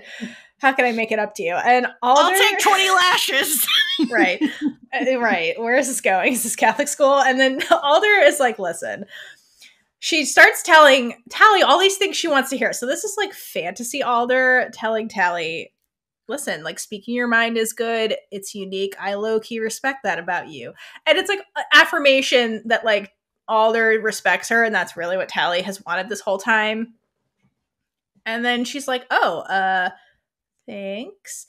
And then after Alder delivers all of this, yeah, you're the best thing ever. You're my favorite 18-year-old. Alder then stalks around the desk towards Tally. Whoa. You're my favorite 18-year-old? That is... Listen, that's what this is. Listen. Is she not 18? She is 18. Where's the lie? I excuse myself? I'm keeping it real. Nothing. I got nothing on the age difference here. So Alder's stalking around the desk towards Tally. And she's like, I've had many biddies. And so we're back to biddy talk. And none were like you. Our connection was so unique and powerful and not easily broken. And then they get close. Like, so fucking close. And Tally is just like breathing in Alder. And it's really weird. And then she's like, wait, where the fuck are the biddies? It's like the first time ever you see Alder without her biddies, and it's just her and Tally, and Tally's like, why are we alone right now? And then Alder starts tracing Tally's face from brow to jaw, because this is Tally's fantasy run wild of, like, Alder. So Tally has some things to work through. And her sexuality is my takeaway. It's funny that this wasn't even a part of the scene, except Lynn asked the director, hey, can I do this? Can I be gay? And the director was like, yeah, go for it. Yes. So, but like legit, Tally again grew up on the matrifocal compound, has no experience with romance. So Tally has things to work through when it comes to her sexuality. That's what I'm getting from this. Mm-hmm. And also she's into powerful women. Like, I get it, Tally. Like, it's attractive. And so it's just the gayest scene ever. And then they start talking about the mutual feelings that they had together. Like, it just keeps going. And Alder's like, severing our connection was such a mistake. And Tally's like, soaking this shit up and like falling into whatever Alder's talking about. And then Alder does a 180. It's like, but now you're going to rejoin the biddies. And Tally is like broken from the sapphic spell and is like, what? I thought we were going to make out. What are you talking about? And then all of a sudden, the music takes a hard left and they're in the warding circle and the biddies are, well, actually, no, not yet. The biddies surround Tally and like pile on top of her. And then all of a sudden, they're in the warding circle and she's back in that chair where Isadora did like the biddy experiment. And she's being tied to this chair. Like they're going to re-biddy her. And Alder's like, she's like, don't worry, this is what you wanted. Like, you want to be me, you want to be my biddy, you want us to be connected again. This is what you wanted. And then before Tally can like grapple with what the fuck's happening, Raelle cuts in and Scylla from like IRL, and they're like, listen, we're here, this is bullshit, like, deal with your sexuality later, just wake out of this dream. And we cut to like real life in the forest floor, and like Raelle and Scylla are there stopping Tally from strangling herself. And they're like, great, another one saved. Thanks, Scylla, for being a hero. And then they all notice 3 tornadoes brewing in the distance. And they're like, oh, fuck Abigail. And they like run towards it. But not actually fuck Abigail, because it's not on anyone's agenda today. No, it was just like, oh yeah, Abigail. Yeah. What the fuck is she doing in her weird delusion? Bringing tornadoes into the world. Of course she is. And that's how Talder was born. It was beautiful. I get it. Listen. The age difference. Wow. That whole scene, just, you can't sit through that scene without having every gay thing in your body explode. It's great. So, love it. Tally has some things to work through, is all I'm saying. That was her brain. Like, her brain was like, not just like Alder, my idol. It's like the sexiest version of Sarah Alder ever. Like, her hair didn't need to be down. She didn't need to be drinking whiskey and listening to music that was like romantic in front of a fire. That was all Tally's brain, is all I'm saying. Without any biddies around. She was like, I want to be alone with Alder with no biddies. That's like Tally's fantasy. Regardless of how they played that scene, that was how Tally conjured that image. I kind of want to see what happened if she didn't pull the biddy thing. We all did. Whatever. We all wanted to see where that was going. Even Tally. Tally was like, yes, I'm into this. And then Ollie's like, no, let's biddy ourselves. Tally's like, why? It's my dream. This is going in the wrong direction. What a way to go, Tally. Death by Alder. Death by Alder. But, so we're going to go over to Abigail, which is a much less gay dream. Ugh, I know. Really so is. Abigail is with her family, showing them that she can braid tornadoes together like Jim, who would be proud of her, according to Petra. Yeah. Until, she loses control of the tornadoes. So they unbraid. They get further apart, and the tornadoes are getting way too close to her family. So her whole family's there. You've got Petra, you've got all the dads, the grandma, They're all like watching her try to be Jim Bellwether. And at this point, Abigail's floating in the air in real life, not in her, she's just like up there floating in the air in her delusion. And basically, they get to her and they try to pull her down, Tally and Raelle. And Scylla runs towards the tornadoes. Hero. And is just like, all right, you guys need to snap her out of this. Immediately get on it. And in the delusion, we're back in the delusion. Abigail gives up trying to control the tornadoes at all and turns around to see that she's killed all of her family with these tornadoes. So Petra's been impaled by a huge branch, which is the first thing she sees and is pretty shocking. And then she kind of gets a glimpse of every other family member dead, laying in a crumpled position. So Raelle and Tally are outside the delusion, pulling on her, trying to wake her up. Back in the delusion, Abigail drops to her knees, holding her arms out to kind of just welcome the tornadoes, because at this point she's like, all right, just kill me. I've killed my family. So yeah. I've done the biggest fail ever. But in real life, she's also dropped to her knees, and Raelle slaps her and calls her shitbird and tells her to pull herself together, which is what I would have done. But that doesn't do the trick. So Tally, takes her shot and puts her hands on Abigail's face and demands that she just look at me. Now, what is your name, soldier? And that's what gets Abigail to finally kind of snap out of it. And she says, I'm Abigail Bellwether, and the storms subside.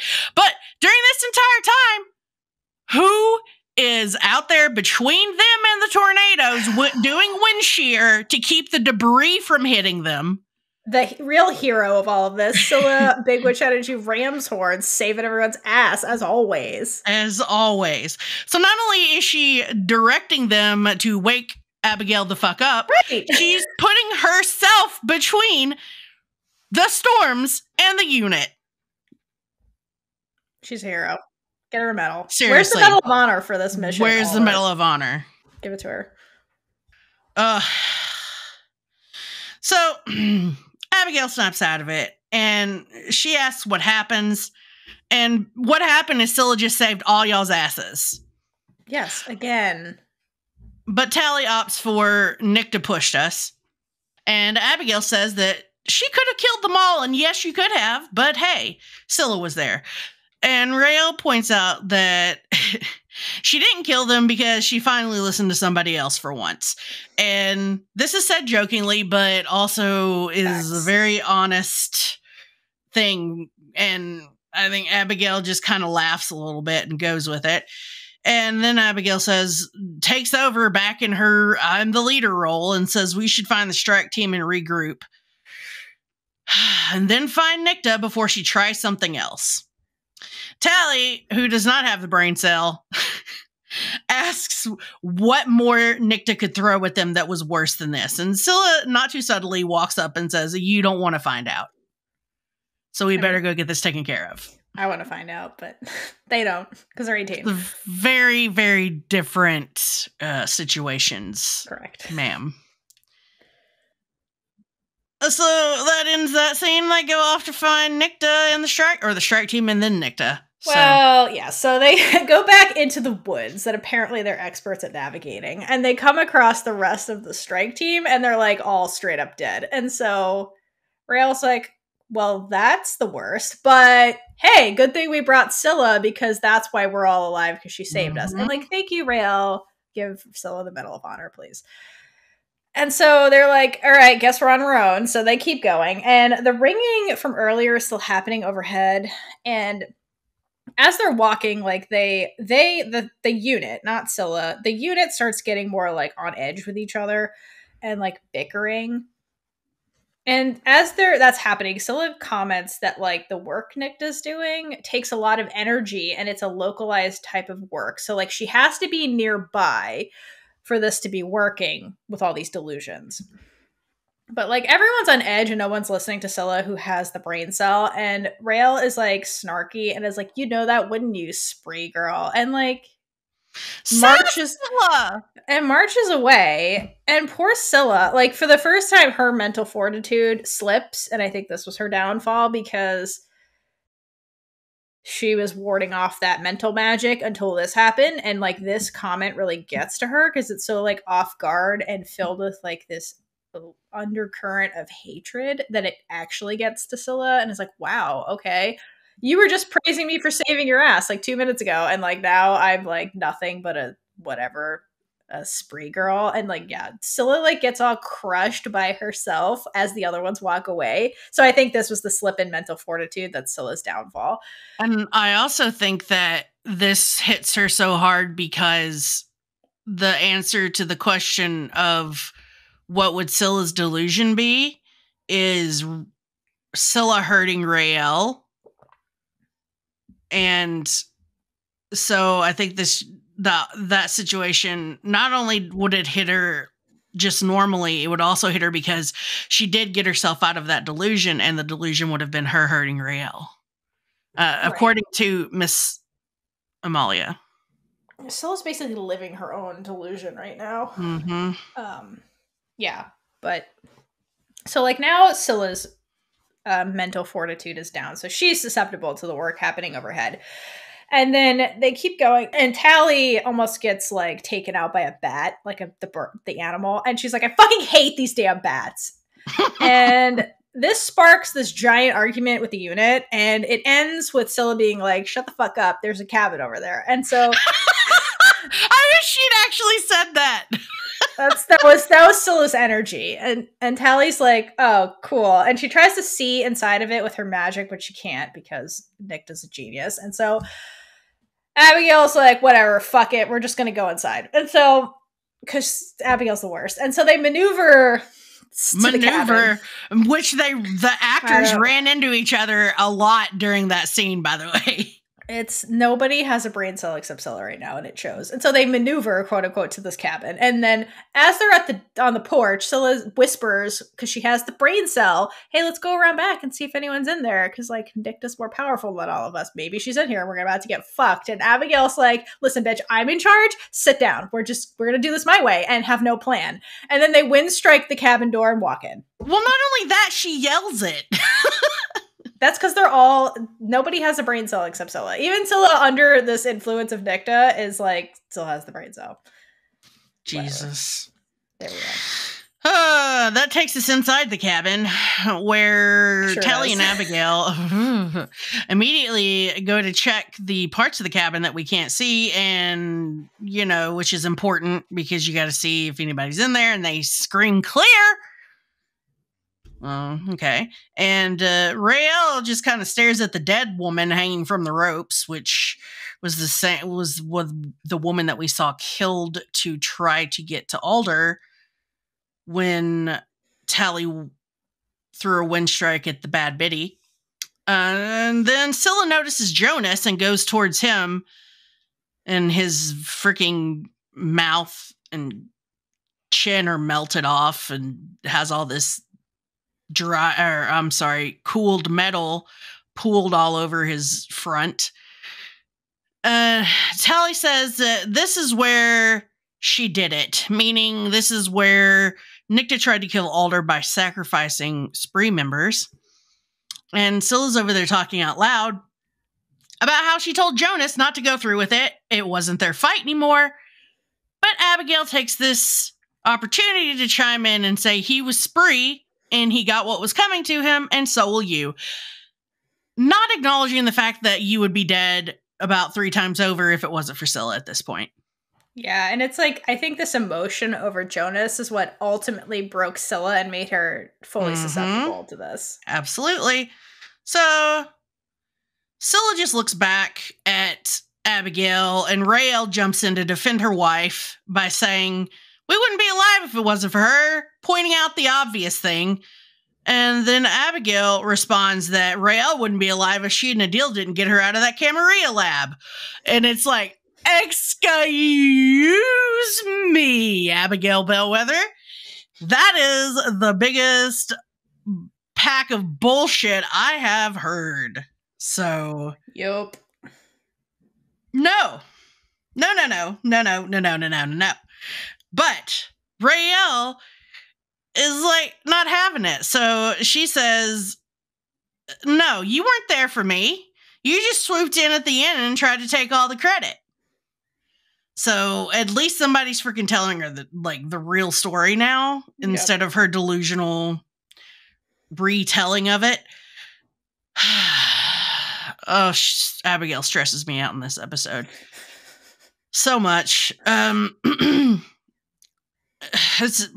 basically, Raelle ends it by saying, which is a typical bellwether, and I agree, because it's a very bellwether trait. And Tally tries to get them to stop because somehow she's immune to what's going on. Like, did Scylla temporarily transfer the brain cell over? I think Tally's just... I mean, it's Tally being delusional where she doesn't care that her, like, sisters are fighting. That's her being the opposite. So she's like, fuck it, whatever, kill each other, bye. Yeah, so Raelle tells her to stop whining and then goes back to telling Abigail off about trying to tell everyone how cool it is to be a bellwether. And Abigail goes in with a low blow and talks about how Raelle's name was worthless even before Willa joined the spree. And it took a bunch of fungus to make her stand out. And Raelle just thinks that Abigail's still jealous about the whole witch bomb thing. And Abigail's like, no, I feel sorry for you because that's all you have. And no wonder your mom abandoned you. And that's the point where Tally's like, whoa.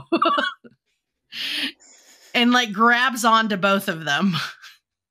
And it's like, guys, snap out of it. Like, this is just mean. You don't mean this. You know, typical. And then they're both like, stay out of it, Tally. Like, stop. Tired of your, what does Abigail say? I'm tired of your paddling peacemaker bullshit. I have no idea. That sounds right. Yeah, I think that's pretty much verbatim. Yeah. But, so Abigail is not willing to stop being a bitch.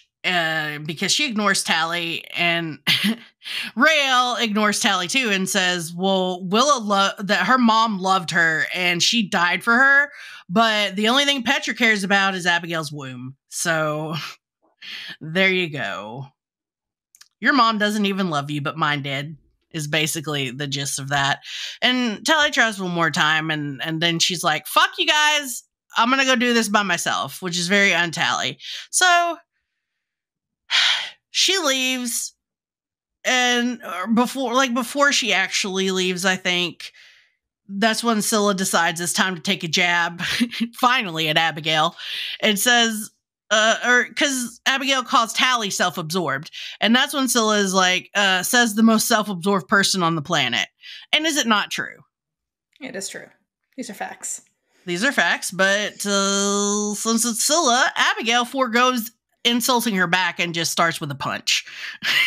Scylla blocks the punch and they start to fight when Raelle joins in, and that's when Tally says, fuck this shit, I'm out. Just leaves the cabin. Outside, Tally takes a deep breath and then walks on by herself, which is okay, delusion girl. Just go out in the forest where Nicta is by herself. She looks like she's having a fever dream. And then she kind of sees red light, like the same kind of red flickering streamy light that connected the bad biddy to Alder, but it's amongst the bats. So she says out loud, she's using the bats, meaning Nicta. And then Nicta dramatically steps out from behind a tree and says, boo! Yes, an all black top tier gay drama. Love you, Nicta. Never change. So Tally immediately tries to use her scourge against Nicta, but Nicta catches the end of it and just pulls it out of her hand and throws it away. And then she looks back at Tally and moves her hand and she's like, ouch. Such a mocking Tally's non-skill with the scourge, comparatively speaking. And that's how that ends. Tally just wanders off into trouble. Yes. So while Nicta and Tally are facing off in the woods, Abigail and Raelle are still fighting in the cabin. And there's bats circling around the cabin overhead because Nicta's a genius, and that's what's like perpetuating this weirdness. And so Scylla tries to cut in with this dig at army sisterhood. She's like, wow, this is what it's all about. You guys are pathetic. Thank God I'm not doing this. And this is really Scylla just like projecting her feelings because honestly, she has no sisters or friends, which hurts. So she's just like, projecting and trying to lash at them by the things she doesn't have. And Raelle hears this and turns on her and calls her a murderer. And it's like, chill, girl. No big deal. Like, leave her alone.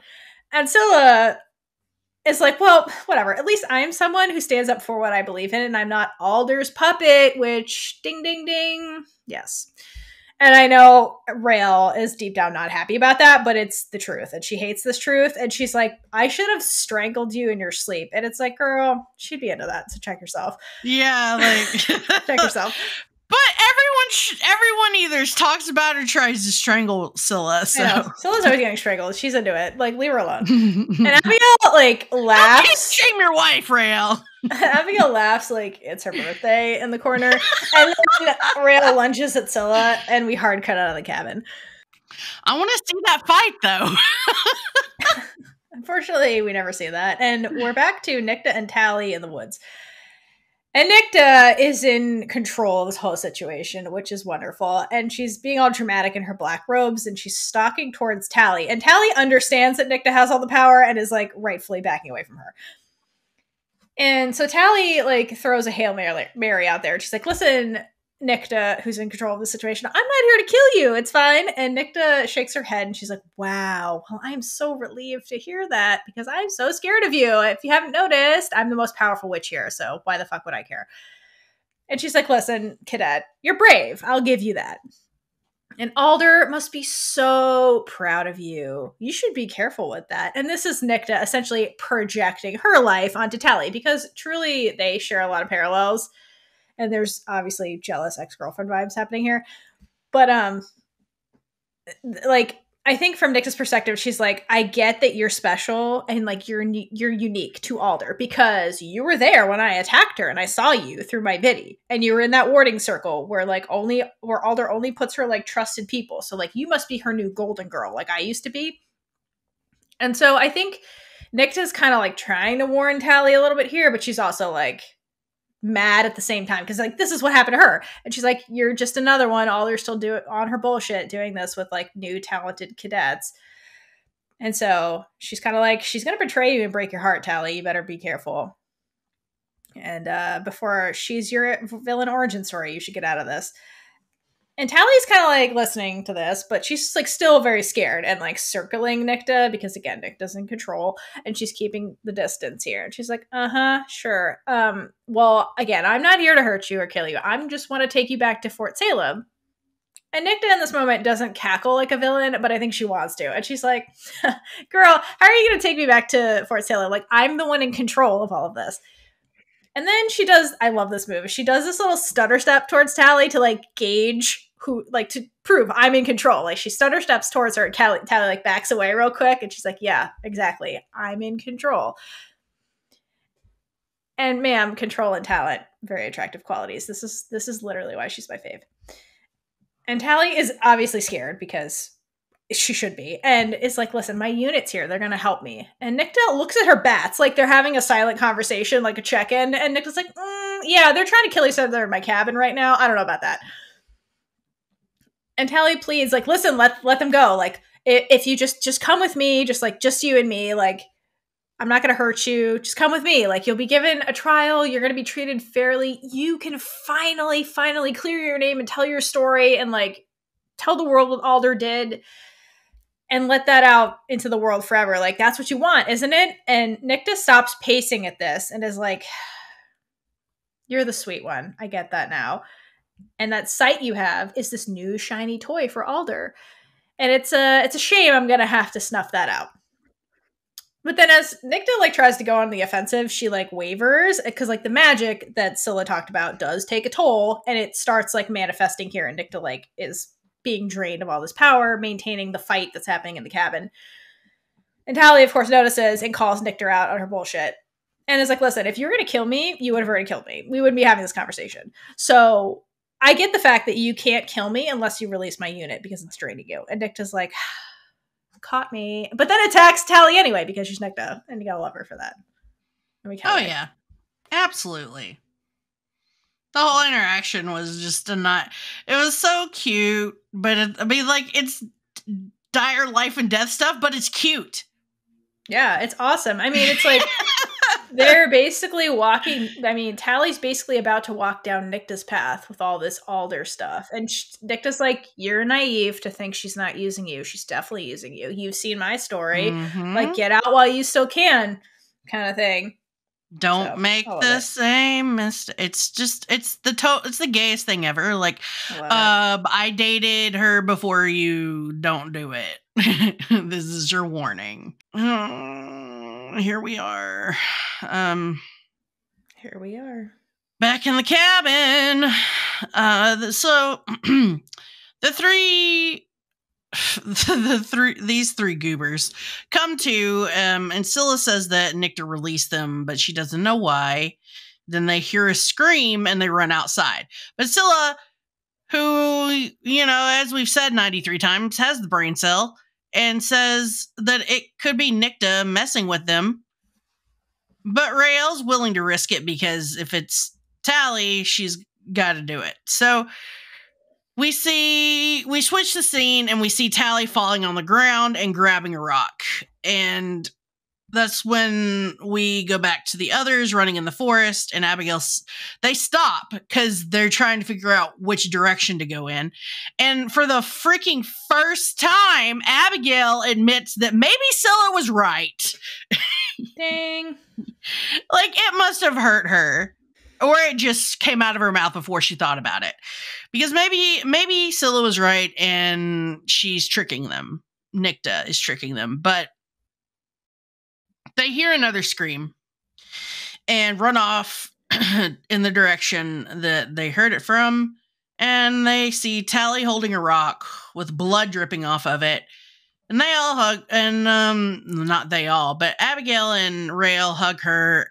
And we see like Nicta, who's obviously been hit on the head with the rock and is passed out. And Scylla starts to go over and put the silencer on her, but Tally wants to do it. So Scylla zip ties her hands instead, and Nicta starts to wake up and starts screaming, but the silencer won't let the sound come out. And I'd also like to point out the slightly funny blooper of when they're running towards Tally, Ashley trips and laughs. And it just kind of breaks the scene a little bit. So look out for that if you haven't noticed it. It's just a little funny moment. So yeah, they catch up to Tally and Nicta with air quotes. Here we go. Suddenly, it's nighttime. Like, how far did they walk through the forest with Nicta in air quotes? Was Nicta controlling time is my question. Obviously. They strangle Nicta or whatever with that collar. And then they're like, cool, let's walk you to the bat. And it's the middle of the night. I don't get this, but sure. Well, they went the long way because they wanted to take the scenic route through the non-Massachusetts forest. They went by way of Canada, is what happened. I guess. I don't know what the hell's going on, but apparently it's nighttime, and they're still getting out of these woods that are endless, I guess. Wow, time flies when you're having fun in the forest. I guess. I don't know. It's nighttime. And, like, Tally and Abigail are like manhandling Nicta and taking her to the bat. And it's a blue light scene, I think is really what they wanted because it's a Necro Scylla heavy scene is what they're going for. But okay, whatever. Disbelief suspended. And other two and Nicta like fuck off towards the bed, and like Raelle and Scylla are like lagging behind. Because Raelle's like, listen, we need to talk. I have lots of guilt. And she apologizes for all the mean, fucked up shit she said in the cabin. And Scylla stops this and is like, listen, like, it was magic. Nothing that said matters. And like, this is Scylla who's had the brain cell the whole time. Scylla who's like pulled herself out of this narrative, who like gets the bigger picture here. And she's like, really? Like a worked argument in a cabin that was meant to prey on our emotions and make us be ugly to each other. It ultimately, in the grand scheme of things, it literally doesn't matter. Like, it's fine. Like, we have shit to work through. I get it. It's not going to be solved with a sandwich. Like, it's fine. And I don't think Raelle was expecting this. She was just like, oh, okay, you're a mature adult. Okay. And Scylla's like, they're like kind of like hovering and stalling, and Scylla's like, listen, you know, I can't back with you. So it's like, so much for I'm not walking away from you ever again. I don't get that line. I hate it so much. Like, did Laura Neal write this? I'm not walking away from you, but I'm going to walk away from you. Okay. I was like, who wrote this? It's homophobic, but whatever. So Scylla's like, I obviously can't go with you, even though I told you I was going to go with you. And it hits Raelle that like the fairy tale is ending. That this dream, whatever she's having where Scylla exists, is going to end. And she's like, oh, okay. Well, like, what are you going to do if you can't come back to, like, Fort Salem? And Scylla mentions, well, there's this little witch named Tiffany who's super cute and basically is living my life right now. And so I want to get her somewhere safe because she's parentless and find her a new family. And I just never got the chance to do that because your ass got kidnapped and I had to go after you. And Raelle's like, oh, that's good. That's like not murdering. So that's great. You have a heart. Yeah, they're having this conversation and me the whole time sitting over here going, just kiss! But like, so Raelle's like, maybe like a Dodger family would be good to her. And like, dang, they're sharing a brain cell. And so I was like, yeah, like that's exactly what I was going to do. Glad to see we're on the same page. And Raelle keeps prodding, and she's like, mm-hmm. And so after you find Tiffany and foster family, what are you going to do after that? Because that takes like an hour. What are you going to do the rest of the time? And Scylla's like, well, my priorities have shifted, like I said. And so I'm going to continue to fight for what I believe in. I'm going to continue what your mama and I started and take down the Camarilla so they don't put any more of us in cages. Like, that's what I care about.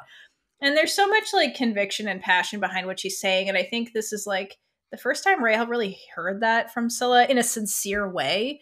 Like, this is sincerely what she believes and she's being honest about it. Like, and I'm going to go do it.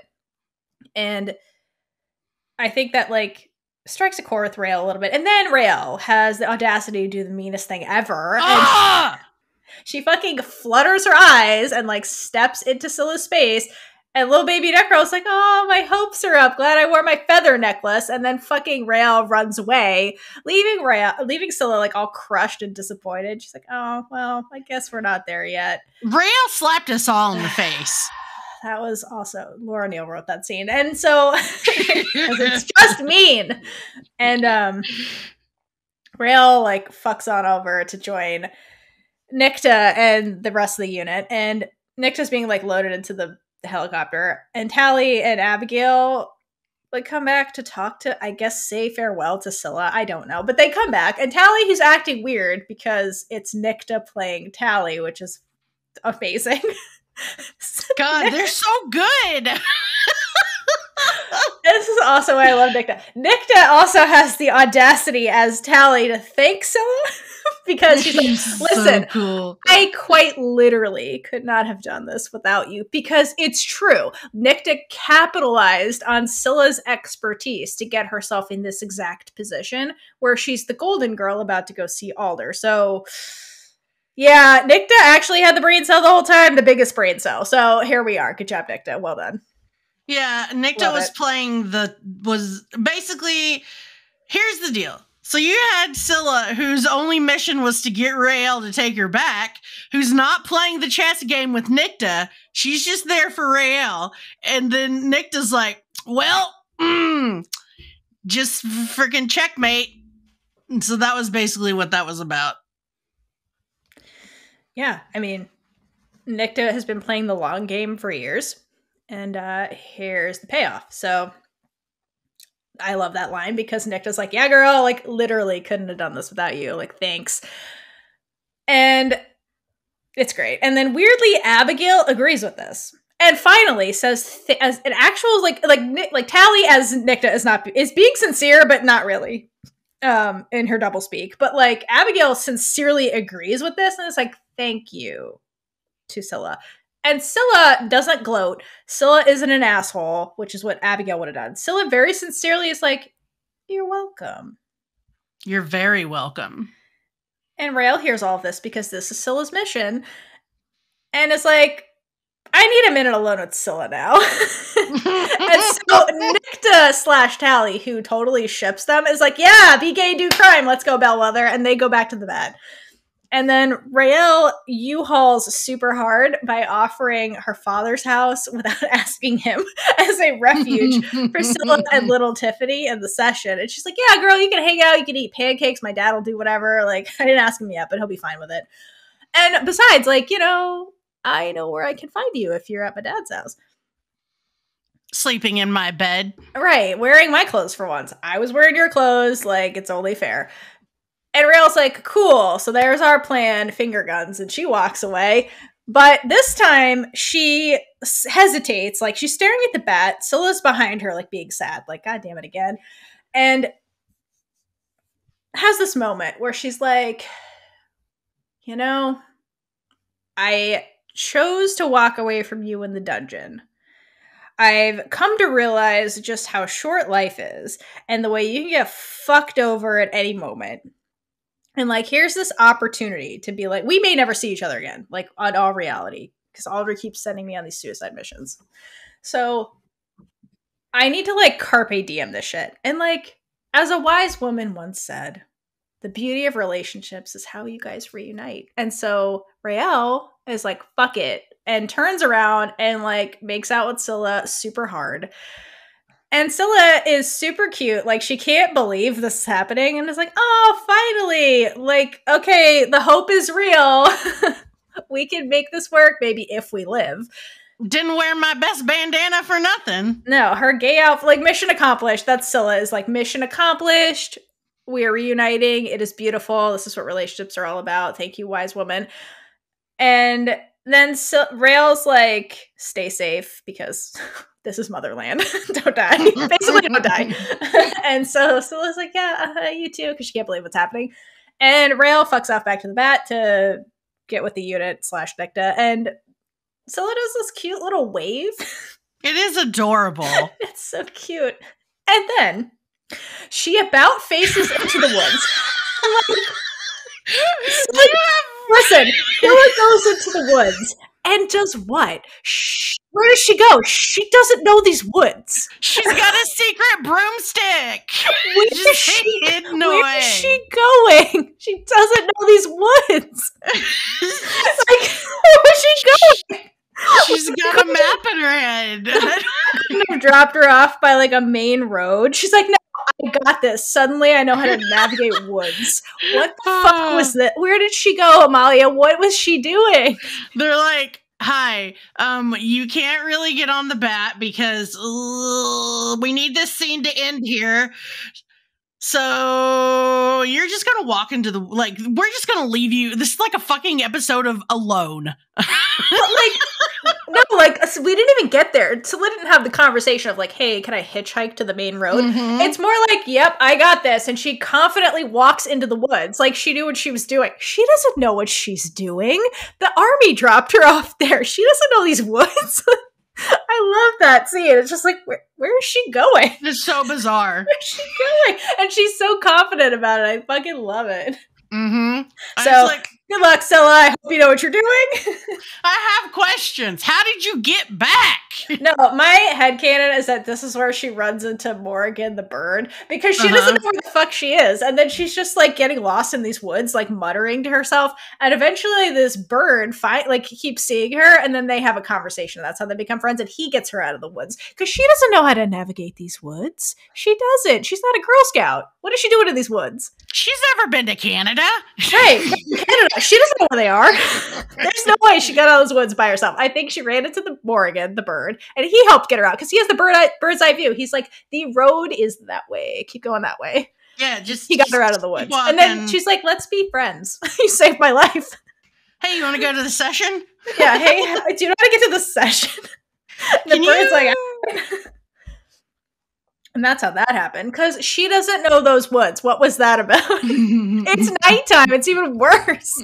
I mean, wander the woods at night randomly. I mean, like, maybe she went back to the cabin with the dead bodies and found a map. Right. Where she's like, hey, dead spree girl, tell me how to get the fuck out of here. Where are we? Hey, she's a necro. She can talk to the dead. That's what I'm saying. My headcanon is she found the bird. The bird got her out of there. Because, like, she got lost in those woods. Like, let's keep it 100. She doesn't know where she is. No. Well, that was also, like, Raelle kissed me, I don't know what's going on, swagger. Yeah. And then the bat leaves and she's like, fuck, I don't know where I am. You know, really, she probably would have is drunk. So Raelle took her brain cell by kissing her, and she's walking around drunk in this forest and just dies there. Right, until the bird's like, girl, you need to get out of here. Yeah. But anyway, that's what Scylla was doing off screen. Yeah.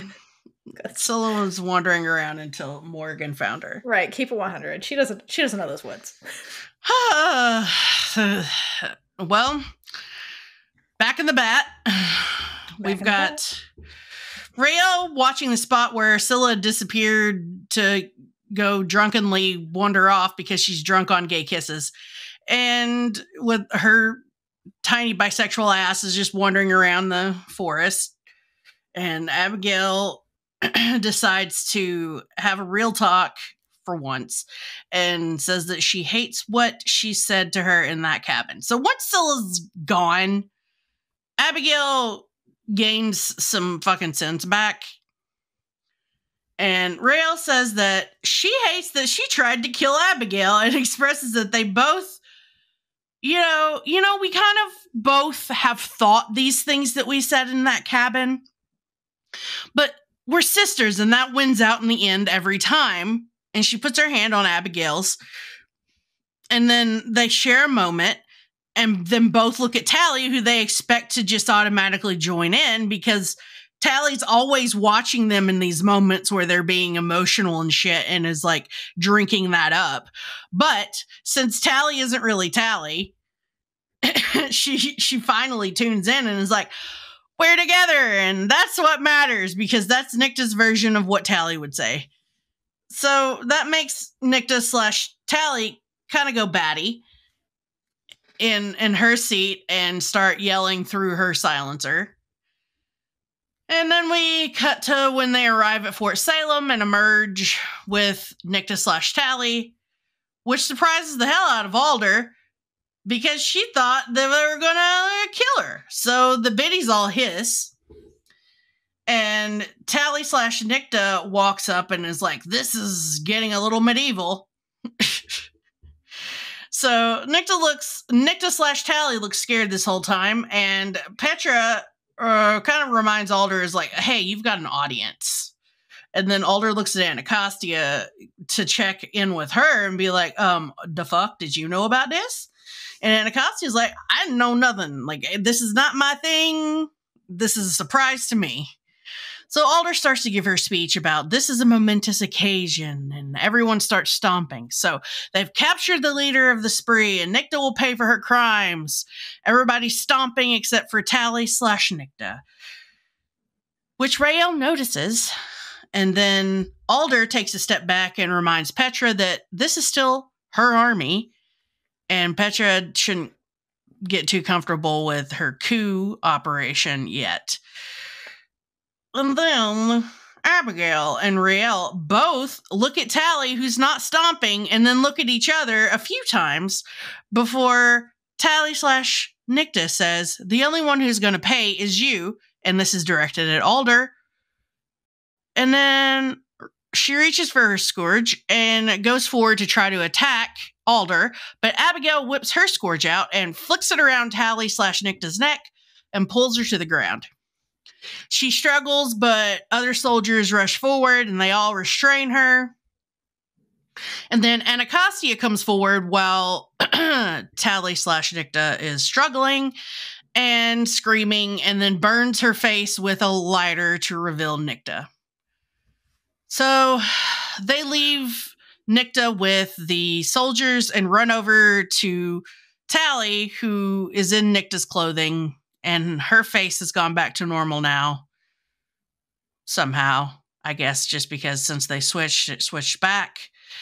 And they free her, and then Alder approaches Nicta, and Nicta says, "Hello, Sarah. You're looking surprisingly well." And that's the end. I must say, I absolutely love the way when Tally's face turns into Nicta. The way Alder looks really impressed. Like her initial expression is impressed that Nicta just pulled that shit off. I respect that. Yeah. Because it's impressive. Mad respect. Yeah. So thanks, Scylla. That's how we got the ending. That's all thanks to you, girl. Thanks for being Scylla Ramshorn. Scylla Appreciation Day. That's what we did on Twitter earlier. So, in any case, now we're down to the recap. We sure are. Alrighty, so Tally pushes Alder's hand to get her unit included on the Nicta raid. Scylla and Raelle start to talk things through.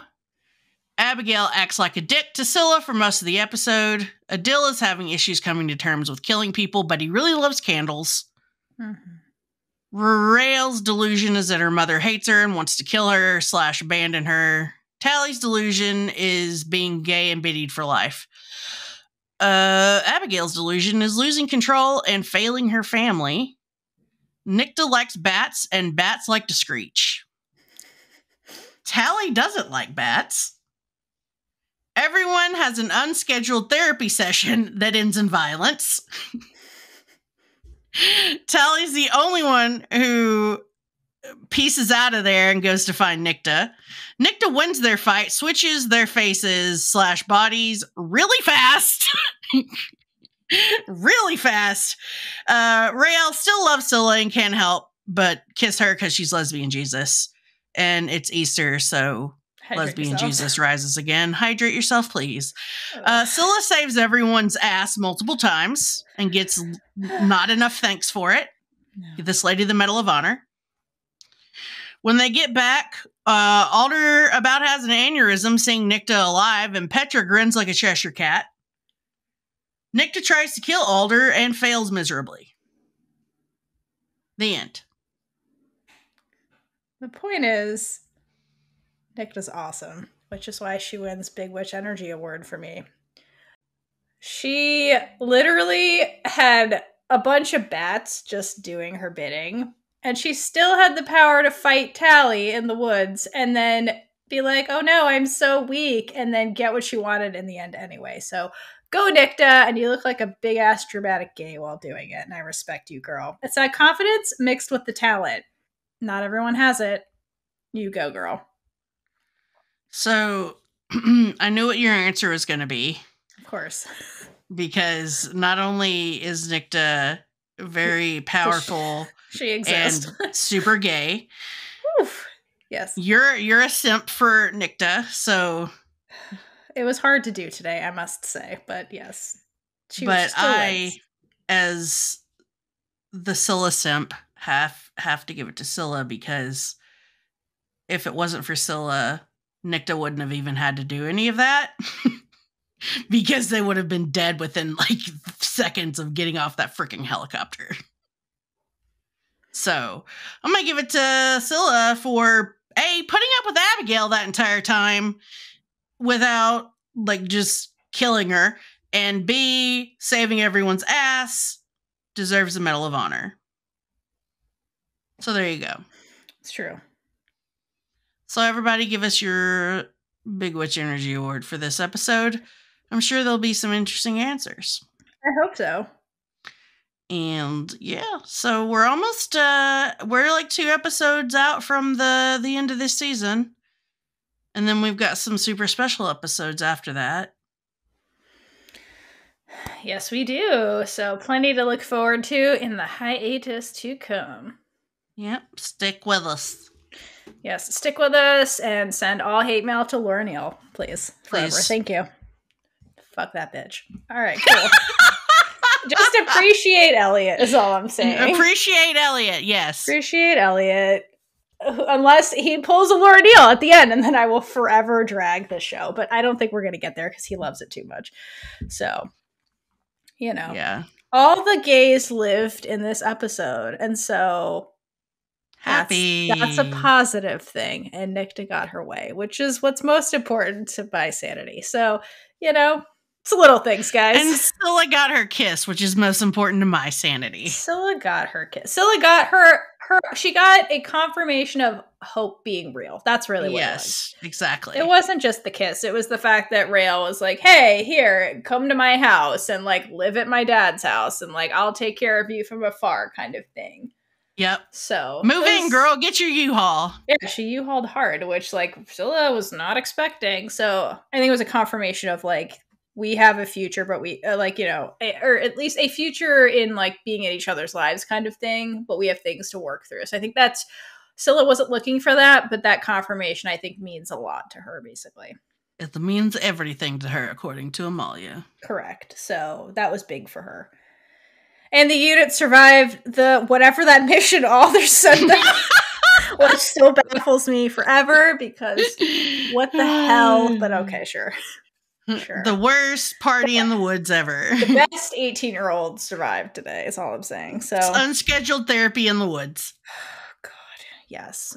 Oh, so much therapy is needed. But good job, everyone. You did it. And let's see where it goes from here. Yep. Yep. Okay. All right. So I think that about covers it. So bye, everybody. Bye-bye. And with that, we've been Big Witch Energy. If you like this episode, check out all of our other episodes right here on YouTube. Please like, comment below, and subscribe for more amazing content. Hydrate for Lesbian Jesus.